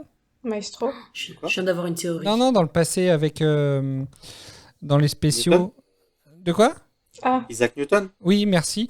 Donc on la voit avec Isaac Newton dans le Oui, passé, c'est vrai. puis après on la voit dans le présent avec Ruby quand elle joue avec son groupe, puis après on la revoit dans le futur dans Space Babies, puis après on la revoit dans le passé en 63 quand elle sert du thé, puis après on revient là sur un futur de plus de 5000 ans. En fait, c'est pas la enfin, mère de Rose, de Ruby. Oh le lapsus. C'est la mère du Bah, docteur peut-être. Bah on sait pas. On ne sait Ouais, pas. ouais, Vraiment, ouais. on a aucune... je Non, sais oui, pas. je sais, je suis en train de me faire mes propres théories du coup en même temps que je parle, mais ça pourquoi se ça trouve, c'est serait absolument la mère de quelqu'un? Oui, c'est vrai, t'as Ouais, totalement voilà, je raison. viens de me dire, en pensant au dernier épisode, The One Who Waits, bah, je suis en train de me dire, ça se trouve, il les suit à tous les épisodes, et en fait, à la fin, on va se rendre compte que Ah, c'était, j'espère que t'es pas en train de spoiler, là, hein? non, mais Enfin, voilà, Si je me dis c'était peut-être tu ma mère, perds en pas. fait, finalement, depuis le début. Il la reconnaît pas. Non, mais bon, à voir, wait and see. Bah non, mais parce qu'il pourrait très bien ne pas reconnaître sa The mère, le one who docteur, wait and see. vu qu'il a été adopté. Bah écoute, on ne sait Mais pas. pourquoi elle jouerait le rôle d'une méchante dans une ambulance IA? Enfin, je trouve que c'est bizarre quand même. Bah ouais. Mais en même temps, pourquoi elle serait cantinière à l'époque des Beatles? Bah là, Non, c'est mais déjà en plus fait- sympa, tu vois, lui sert son café. Tu vois, genre, elle prend soin de lui. Elle est pas cool, quoi. Non, mais en vrai, ouais, c'est Ouais. c'est Voilà, intéressant. je n'ai aucun Franchement, argument. ça Je n'ai aucun me... argument. Moi, j'ai hâte de savoir, en vrai. Je suis assez pressé. Moi, j'en ai strictement rien à faire. Ah, c'est vrai? Une twist, désolée. Pour l'instant. Vraiment. Pour l'instant, Voilà, je trouve ça peut-être. marrant. Enfin, je trouve ça marrant qu'il y ait un personnage qui revienne comme ça, mais ça fait un peu Où est Charlie? Voilà, c'est Où est Suzanne? Mais sinon, Où est Suzanne? voilà, j'ai j'ai pas d'attente particulière. Par contre, j'aimerais bien savoir qui est la mère de Ruby. Et là, je serais trop déçue si c'est Suzanne. Là, ce serait. J'arrête de regarder direct. Tu vas être la seule à répondre à cette question. Chloé, ton état d'esprit pour le prochain épisode? Bah, moi, c'est comme d'habitude. J'ai hâte de voir la suite. Voilà. Top. Bon, bah d'accord. Tant mieux. Eh bah, c'est bien. Bah, est-ce que vous avez des choses à rajouter? J'ai l'impression que t'es un peu déçu, comme si tu préférais que je dise Ah non, que ah non, j'arrête non, là. non, bah non, moi, au contraire, moi, non, je suis toujours Je te le content, ferai. moi, quand on me Je dit, te le ferai la prochaine fois. quand on me dit que j'ai hâte d'être au prochain. Non, moi, ça me fait toujours plaisir. Au contraire, ça veut dire que pour l'instant, je t'embarque dans une aventure qui te plaît bien. Ça va? Ouais, franchement, ça va, c'est une belle découverte. Moi, c'est cool.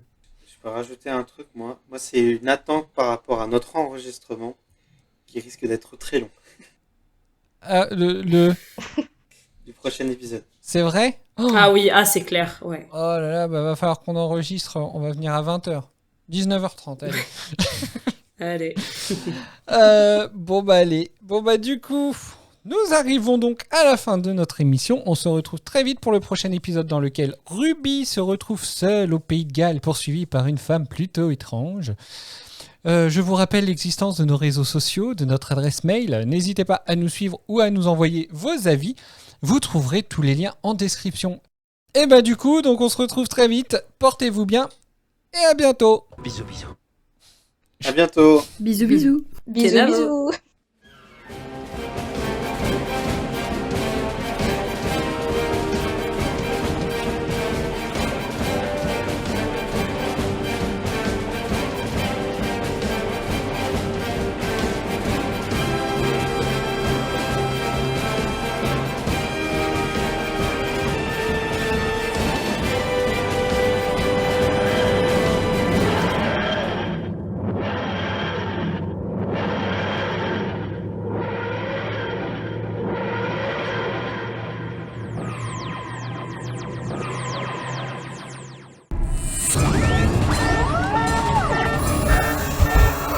Combat détecté.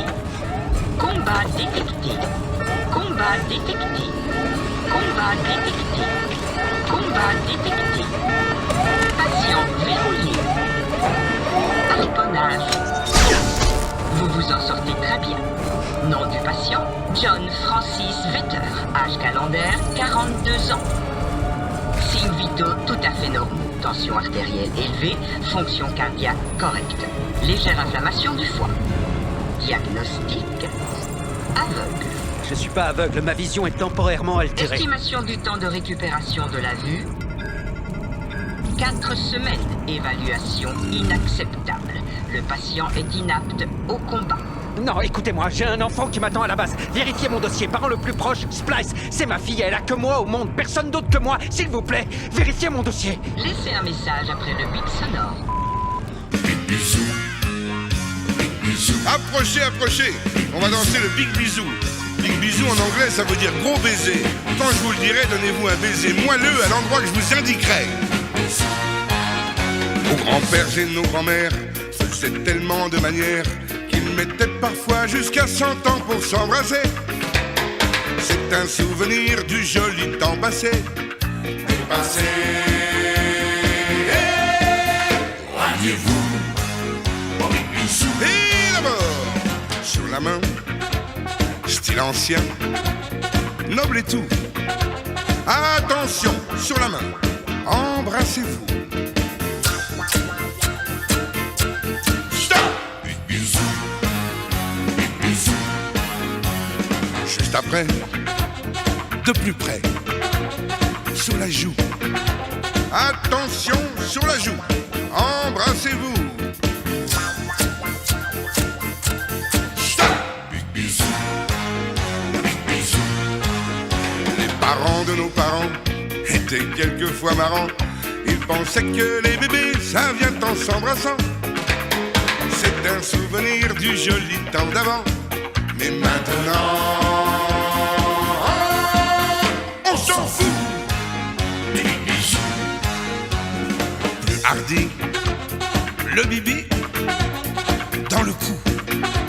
Attention, dans le cou, embrassez-vous. Stop! Bisous. Bisous. Enchaîné sur le nez. Ah, pas dessous. Attention, sur le nez. Embrassez-vous. Stop! Bisous. Bisous. Les timides et les maladroits n'osent pas faire le premier pas. Méfiez-vous, plus rien n'est défendu quand on fait la danse du bisou. Bisou. Émotion, grand frisson sur la bouche. Attention, sur la bouche. Embrassez-vous. Ah oui. Encore. Stop! Bisou. Bisou. Sur la main, style ancien, noble et tout. Bisou. Juste après, de plus près, sur la joue. Bisou. Plus facile, sous les cils. Youpi siou. Big bisou. Descendant, sautandant, n'importe où. Big bisou. Remontons là, sous le menton. Un petit coup, chérie. Big bisou. Tous ensemble. Sur la jambe, sur les genoux. Big bisou. Le nombril, y compris le. Bisez-vous. Big bisou. À la fin, plus besoin que je dise où. Big bisou. Big bisou. Big bisou. Le parent le plus proche en sera informé. À l'occasion de ce décès, la société Villaine Garde tient à vous présenter ses plus sincères condoléances et est triste de vous voir partir aussi vite. Toutes nos pensées et nos prières. Harponnage.